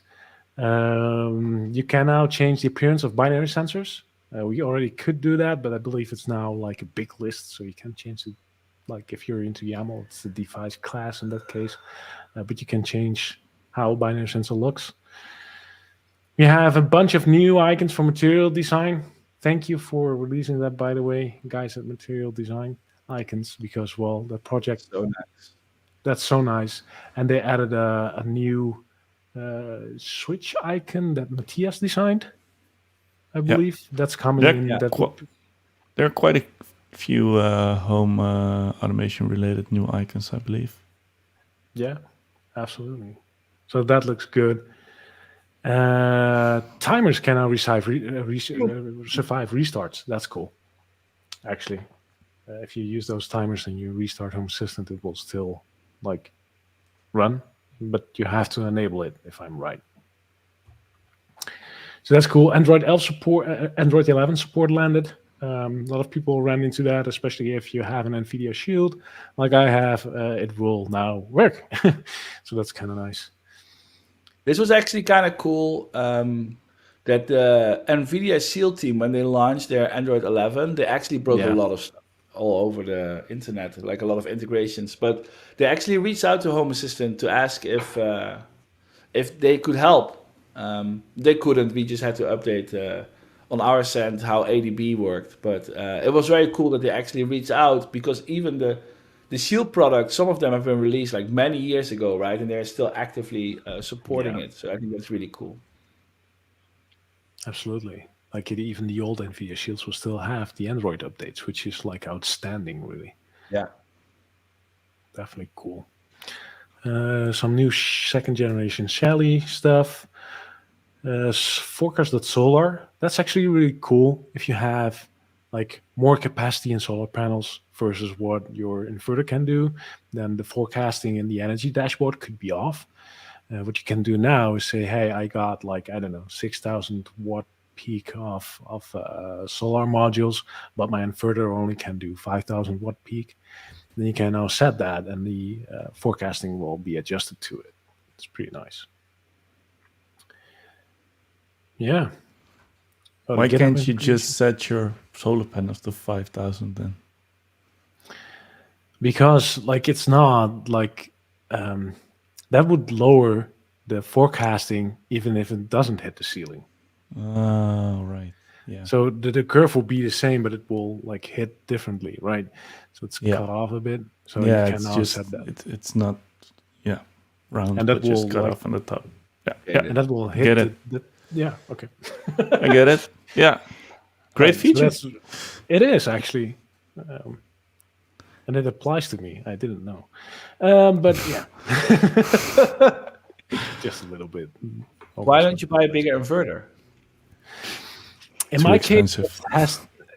Well, in my case, it has like I have to change like the how the electricity is delivered into my home. Like get a heavier, how do you call it? Like a midcast. It's a Breaker, breaker. main breaker. Main breakers had to be replaced, all of them. Oh, So yeah. I haven't done that because like this is like it's almost the same. I missed like 50 watts or something. Like, yeah, it's okay. Some new integrations: Kaleidoscope, which is a media player, I believe. Paco Outage. Paco is an American electricity provider, I believe. Not sure where they are located. Airzone. Well, the update and the backup is there. Switches X. Just cool. X, gonna give it. And what I really like this release, because we're already in the UI, right? This release got a lot of integrations that moved and are available in the UI. Yeah. So that's really good. Well, to see. including the moon and the season and the sun. We initially were like, those are helpers, and then we realized they're not helpers. We had a whole discussion. They're based on time-based model calculations, but the moon is a real thing itself, like it's a physical object. So they remain in integrations for now. Yeah. Maybe And- one day we'll have interstellar. Interstellar helper integrations. Yeah, you can have like Groups. planet, Yeah. space stations, these kind of things. Planet groups. Yeah, Pluto, whatever it is today. Well, there are some in here that you now can use, right? For example, season is actually pretty helpful for climate, like scheduling or specific timer changes on climate. And the fact that you now can just add season without going into the YAML is kind of nice. Like it's a really simple one, but still, it can be really useful. All right, that's it. That's it. Done. Yeah. Tons of breaking changes. Definitely check it out. Be sure to check if one of your integrations is in that list. There isn't really big breaking stuff in there. There's mainly lots of cleanup. Paul and I went nuts on cleaning up. Removing all the YAML that moved to the UI. Yeah, auto migrated stuff already. So you probably are not impacted by most of these things, but be sure to check it. You'll never know. Right. Could be helpful. One day this will be automatically filtered for you based on your integrations. Would be nice. That would be nice. Eh? The update integration will handle that. Then we removed all the GPIO, which was announced. That's no longer there now. Except for the Raspberry Pi GPIO, there will still be 2 release cycles in there, but still deprecated. And we said goodbye. This is a little bridge, by the way. We said goodbye to the old Z-Wave, the open Z-Wave, and the old Z-Wave integrations. Those are no longer available, and we're definitely recommending on using Z-Wave JS. No pressure, Dominique. Like that's the only thing we have left now. Yeah. No, that's not true. No, that's not true. That's true. Z-Wave.me and Z-Wave.me. Vera, Smart Things. I mean, there's some other True. controller, I guess. Yeah. Definitely true. No, We that's- recommend Z-Wave JS. The Apple push notification service, this is not the mobile app. This was initially used for the mobile app long ago, and then it was dropped, and we used the native mobile app integration now. According to our analytics, there was actually one user. So yeah, but we don't. Doesn't matter how many users it is. This is the deprecation policy we follow, right? So Yeah. it is a breaking change. Has been removed, and your mobile app will still work. Yep. All right, that's it. Easy. Easy, small release. What do you guys think? In Yeah. the chat. Any questions about, like, I don't know, Dominique is here. Yeah. about Z-Wave, about the release, about Brahms glass contents, if it's like pure water or not. Everything is possible. Yeah. So while we wait for the questions to come in, I just want to highlight Home Assistant Analytics. This is our analytics platform that if you opt in, then we can see how many people are using Home Assistant, and we use this data to talk to vendors to show how cool we are, that they have to take us seriously. So the more people are using analytics, the better it is for us to make a point. All the data that's being shared is also, we have examples of the data that's being shared in the documentation, and there's no personal identifiable information. The narrowest point is like the country that you live, or in the US, the state. But it's cool if you share your integrations, we see which integrations are popular. So we also know what to update or like work on, or for example, prioritize. But for example, we use this also to see, for example, how well is the Z-Wave GS adoption going, and is there, or certain things is also, we can derive that from looking at our analytics. So if you haven't yet, check it out, opt in your instance, and then share the love. Yep. All right, let's check the comments. Wobbe is saying thanks for the small release. You're welcome. It was just was done in a blip.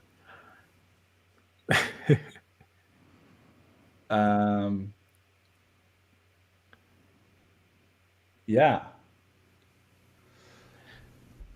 See, Adorno is asking, Dominique, this one is for you. What do you think about Home Assistant, and would you consider moving? What I think from the outside, that's my perspective, looks, I think, a bit more polished, which is not surprising since there's quite a big team working on it. I think iBroker is a lot smaller and more coder, less designer, I think. Would you consider moving? We have to see. I'm not sure. I've put quite a lot of work from my side into it. One is my Z-Wave integration, of course, but also a lot of work in the core, other integrations like IKEA and so I'm not sure. Maybe two in parallel. Can't promise anything. You can always just bridge everything with MQTT. That's a great IO broke integration, bridge everything. Oh. In the end, I don't think, I'm a strong believer, there are more options out there. I don't think there's not one that's better than the other. It's what you like and what fits your use case and what you feel good about. And I think that's way important. I think being local and open source is the most important one. It doesn't matter if it's Home Assistant or IO Broker or OpenHAB or whatever you prefer.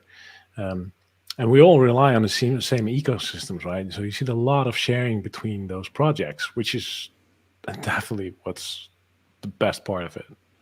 Yeah, no, definitely. We all have different approaches and different design philosophies, and just tiny bit of difference between all of them. Yeah, but that's kind of cool. Yeah. Generally, we move a lot faster, just because there's a big team, we have a lot of momentum. So we do monthly releases. Release like this is just 1 month ago that we started working on all of this, and boom, it's difficult. You get FOMO if you're on another system and you see these monthly releases coming by. But yeah. You remember every 2 weeks? Man, the 2-week release cycle was crazy. We did it for years. We were a bit smaller. We did a 2-week release cycle while it wasn't even my full-time job. I was doing Home Assistant on the side, and every week was either a beta or a release, and then it just kept going, and man, it was a lot of work. But yeah, then we I think we only went to 4 weeks. That was nice. Or monthly. Yeah. 3 weeks first, and then we went to monthly. Oh, yeah, 3 weeks. We did 3 weeks too. Yeah. 3 weeks too. That's when we introduced the betas. Like we did a 2-week cycle, but still with the week beta. That's how we Yeah. got to 3 weeks. Yeah. Yeah. Good stuff. I want to take also this moment to, I just plugged analytics, but I also want to plug our newsletter, because we have last month we released a newsletter, and Zach is working on this. And basically last month we released a newsletter, and then we realized that it was called Home Assistant Newsletter, not a very, attractive name. So we did a rebrand. So this month, starting moving forward, it's called Building the Open Home. And it will talk about Home Assistant, of course, but we also talk about all the other projects that make up the Open Home. And Open Home is our vision for the smart home based around privacy, choice, and durability. If this is the first time you've heard about it, there's a link on the front page of Home Assistant that goes deeper into it. We even have a State of the Open Home where we talked for 3 hours with different projects that kind of build it all up. And we're going to also be moving more. We used to use the Home Assistant release notes as kind of showing off all these other cool stuff that's kind of happening around Home Assistant. So for example, in the past, that Dominique is joining Home Assistant would have been, or joining Nabukasa would have been in the Home Assistant release notes. That now we put in the newsletter, because that's a better place for this kind of news. The nice thing about the newsletter is that it's delivered to your inbox. You can also follow the RSS feed. So if you haven't done it and you want to stay up to date, definitely check out homeassistant.io/newsletter. We're also going to add a button on the front page probably to easily sign up. But yeah, so definitely check it out if you haven't yet. Right.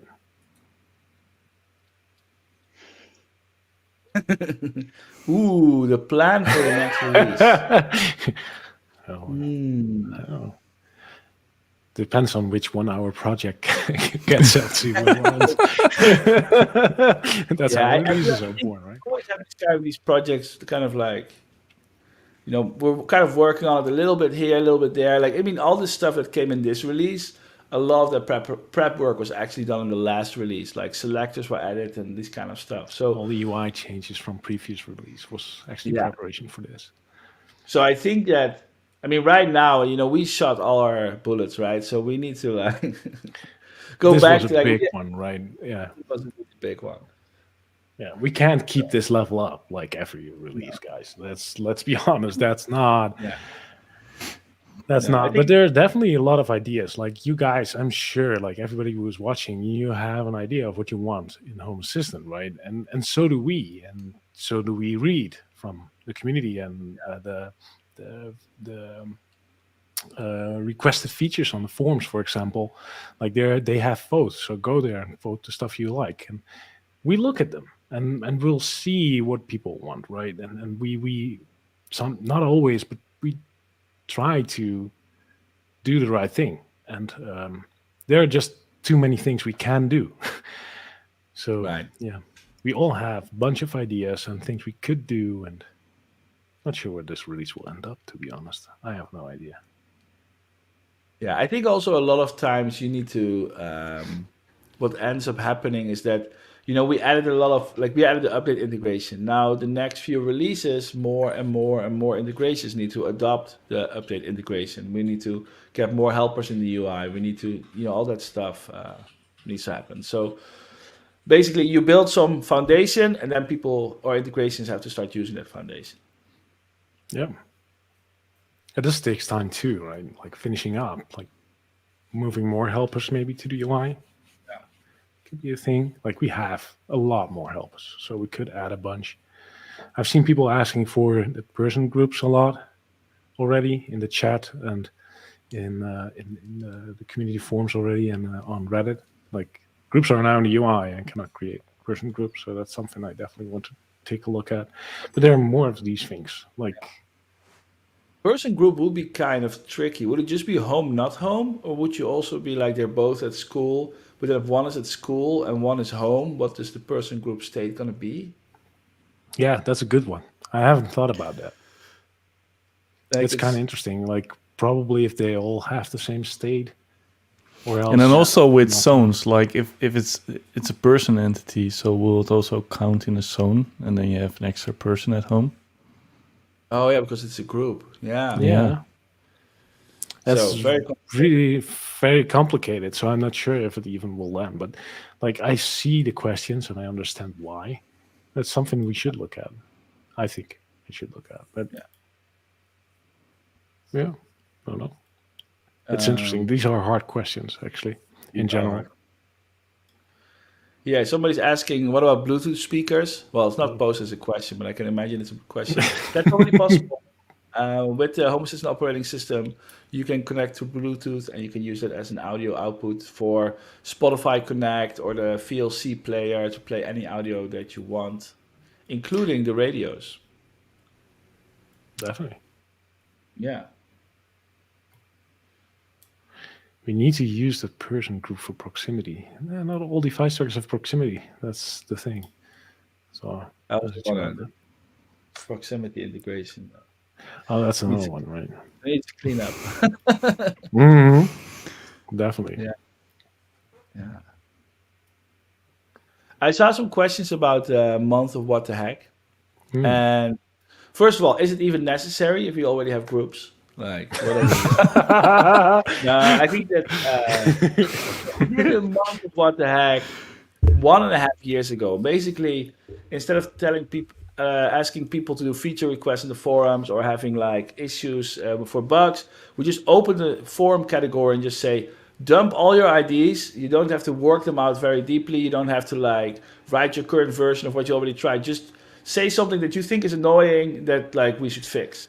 And we fixed a lot last time. Like there was so many small things got fixed. Like why can't I put a list of things in here? Or why can't I specify an input date time when I can specify time for triggers? And there was so many cool things. So I think actually this year it would be cool if we can do it maybe combined, where maybe you do Home Assistant, ESP Home, maybe even ZWFGS wants to join in.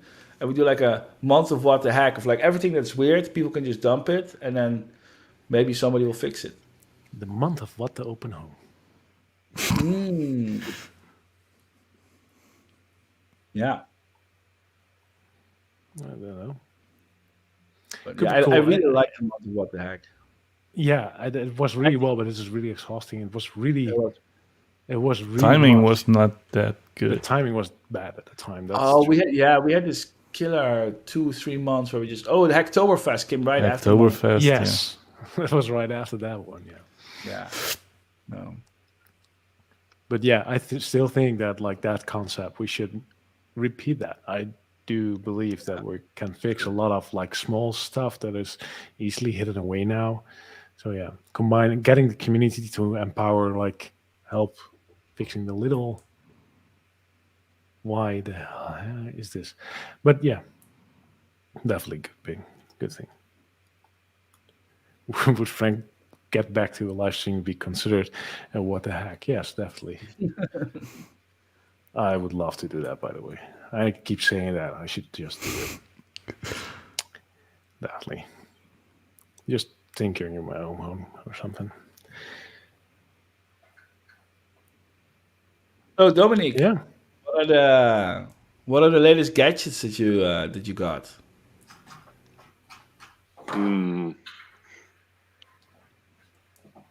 Wait.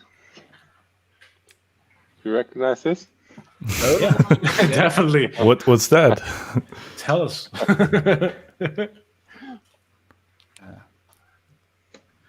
No, that's for the people that don't know from the State of the Open Home. But like with Nabukasa, we do all our meetings in virtual reality, and so Dominique is joining. So obviously he has to, get a headset. Otherwise, he can't speak to us. It's actually really, really nice to use VR for that reason. This is an excellent question. So I'm going to just interrupt Gadgets. Oh, Can you talk about year subscriptions in Europe? Yes, we delayed year subscriptions. So basically, we are using Stripe as the backend for, this is about Home Assistant Cloud, Nabukasa. We were going to introduce them this month or at the end of last month, But we were going to rely on a new feature from Stripe that allowed multi-currency accounts because all the Europeans are currently paying in dollars and they would have to pay in euros. That feature that Stripe said put on the website that was going to come hasn't arrived yet. So we made the decision to postpone introducing yearly subscriptions, and we are going to postpone local currencies because those will go hand in hand, which would also mean we postpone PayPal. Is it? No. Yes. Yeah, deprecating PayPal. Deprecating PayPal. Yeah. So PayPal is there still. And also if, postpone the price increase for current customers. yes. So if you were grandfathered into the old price, you're currently paying. You will remain paying that old price. Just don't change your credit card or the way you pay, because then the system resets it. But yeah, so if you are, we still hope to launch annual subscriptions this year, very much. And we've been, emailing Stripe a lot, like, hey, what's up? And they say we're on the top of the list when they are opening it up for people. So we just have to wait. And basically, we could build around it, but then we're building this feature and then Stripe launches it and we can throw away our feature. And of course, when our feature is going to be done, Stripe will be done. So yeah, we're just waiting.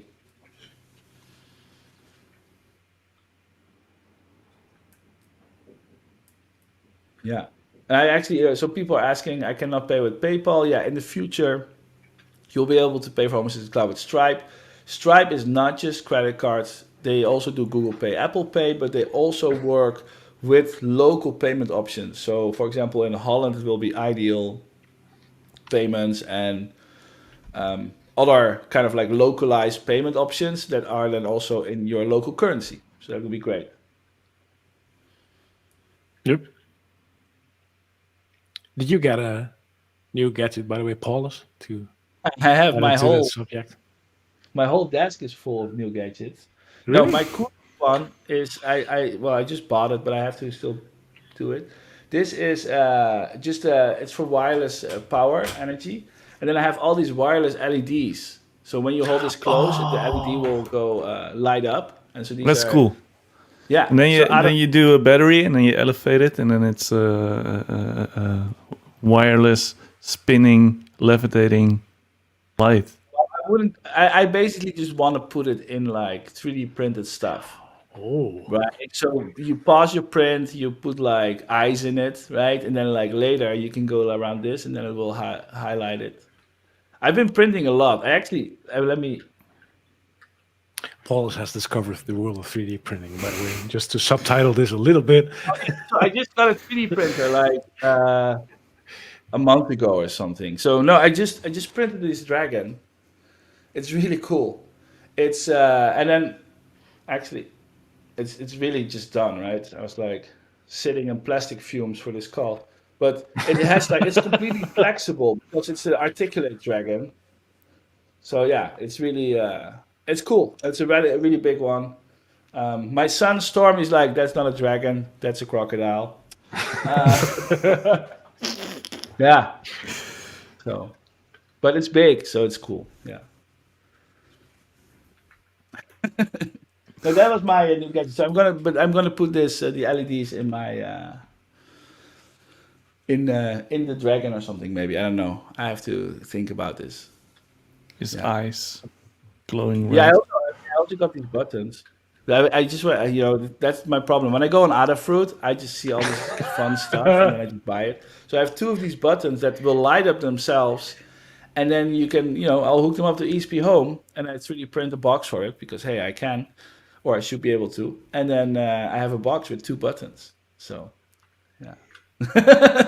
Push a button. You should make the dragon spit fire, have smoke come out of his mouth and red lights. And oh, yeah. Then it's a dragon and not a crocodile anymore. That's true.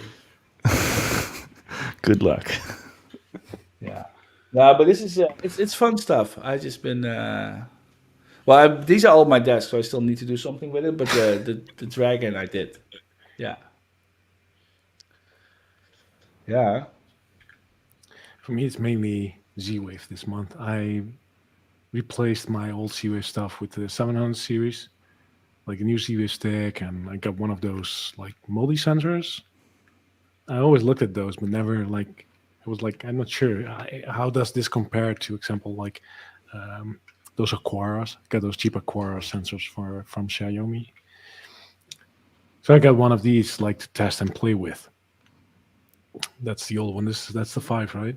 No, that's the 3. It's the cheap That's the one. 7 one. This is the 7 one. Yeah. This is the tri-sensor stuff. Yeah. Cheap one.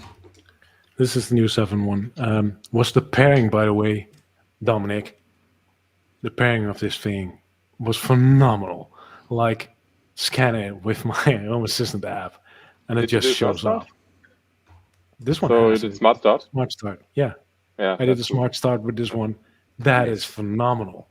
Absolutely killing. I've never been able to set up like a device that easy. Just scan the QR code in the Home Assistant app, and it pops up. Done. So the That was actual the idea behind Smart Start, like when Z-Wave was launching it, is that you would buy gadgets from web shops and it would already be paired. So when you turn it on at home, it will be part of your home right away. Right. Yeah, I can see that because it's code you load in, and then when it sees Yeah. it, then it will pick it up, right? That's the idea. So maybe we Right. can add a My Home Assistant link that web shops can link to. So when they or something. Yeah, we were actually in the AOTech manual. That was kind of interesting with the QR code. So Oh. I didn't know. I was opening up, and it was just like Samsung Smart Things scan here and Home Assistant scan here. Kinda What did it nice. open for Home Assistant? Honestly, I didn't check. I never use QR codes. I just noticed, like, hey, Home Assistant is listed here. Use the QR code to use Smart Start. Yeah, but that's with the mobile app. I'm not sure how to, like, I never use QR codes. You can do QR codes nowadays without an app, I believe. I'm not Yeah, even just sure. the camera app. I never use them. I just, like, I don't know. I was like, I have to scan the Smart Start code, and it was done. So, yeah. I got actually another gadget. This one. Do you guys recognize this? Yeah, the M5. No. The there is ESP thing, right? Yeah, this is an ESP32S3 by Espressive. And so they made like a dev kit with a screen and a microphone and on-device voice recognition. And then attached to this is this kind of a small LED, so you can control that LED. And it doesn't work that well actually. But I mainly, because I bought it. Well, because we launched ESP Web tools, which is like our way of installing ESP devices from the browser. And Tesmoda is adopting this. And Tesmoda added S3 support to ESP Web tools so that they could, they're going to offer, right now, if you go to the Tesmoda website, it will actually show you the ESP Web tools, a link to a website. And they're actually integrating it more tightly in their docs. And so I wanted to make sure that the S3 stuff that they were contributing was working. So this is not really a office testing. It looks like a really good device to play with the ESP Home, but it doesn't work that well, you say? No, well, the microphone doesn't really work. So we could, I guess, it has a touch screen, right? So I guess this could work with ESP Home. I don't know. Yeah, I think Jesse has one and was playing with it, right? Well, I think that the screen stuff Jesse was doing was with the No, he Switch. also has this one. He showed it. Okay. This one, also on my desk, still yeah. in the box. That's installed in my wall. And I have You use it? another one laying around here somewhere. But have you used it? Like, I see a lot of people doing cool things with these, but you need Windows for it, which is my issue, actually, because I don't have I use the physical buttons, and that's ESP Home, and I can put entities and scenes on it. And that's enough. I don't use a touchscreen actually. No. I just use the physical buttons. But I could. No, I do plan to use it one day, but I miss few lights now in my room, so it's not that useful at the moment. I think that the problem with putting a screen inside a light switch is that light switches are lower, like they're not on eye height, right? You're either on easy for your hands or easy for your eyes? So are you going to bend over to look at your touchscreen? Is the touchscreen big enough that it can just have 5 big buttons? But then, like, is that even useful? So yeah, it feels a bit weird to put that into, like, to combine that. I guess unless you, if you It don't have- works. It's not ideal maybe, but it does work. Would be better if it's a little bit higher. But a little bit forward, like it's Yeah. no, but I think a wall tablet would be nicer than maybe. yeah, I do have a hole in my living room wall still. Well, for the next 2 years. Yeah, I probably won't fix it. Yeah. S3 is not fully supporting platform I/O yet. Yes, he says. So that's the reason why your test thing not fully works yet. Right. Jesse is the maintainer of ESP Home. That's, and a colleague. Yep. Yeah. Cool. Roman, did you get anything new, by the way? I didn't hear you about like new gadgets Me? lately. Yeah, you missed a couple of streams, so you should have something new. No, actually, Well, no. I bought a new house, so I'm mainly focusing on my new house and not really on my current house and my current setup. that makes sense. So actually, not much changed here. No. Are you gonna like what's gonna be in the new house? Are you able to customize it, or is it? All Z-Wave, of course. But I'm not sure yet. I'm thinking about some things, but I'm not sure what I'm gonna do and what's possible, and yeah, a lot of unknowns still. You're not ready yet to commit to all our listeners or watchers. That too, but I honestly don't know yet.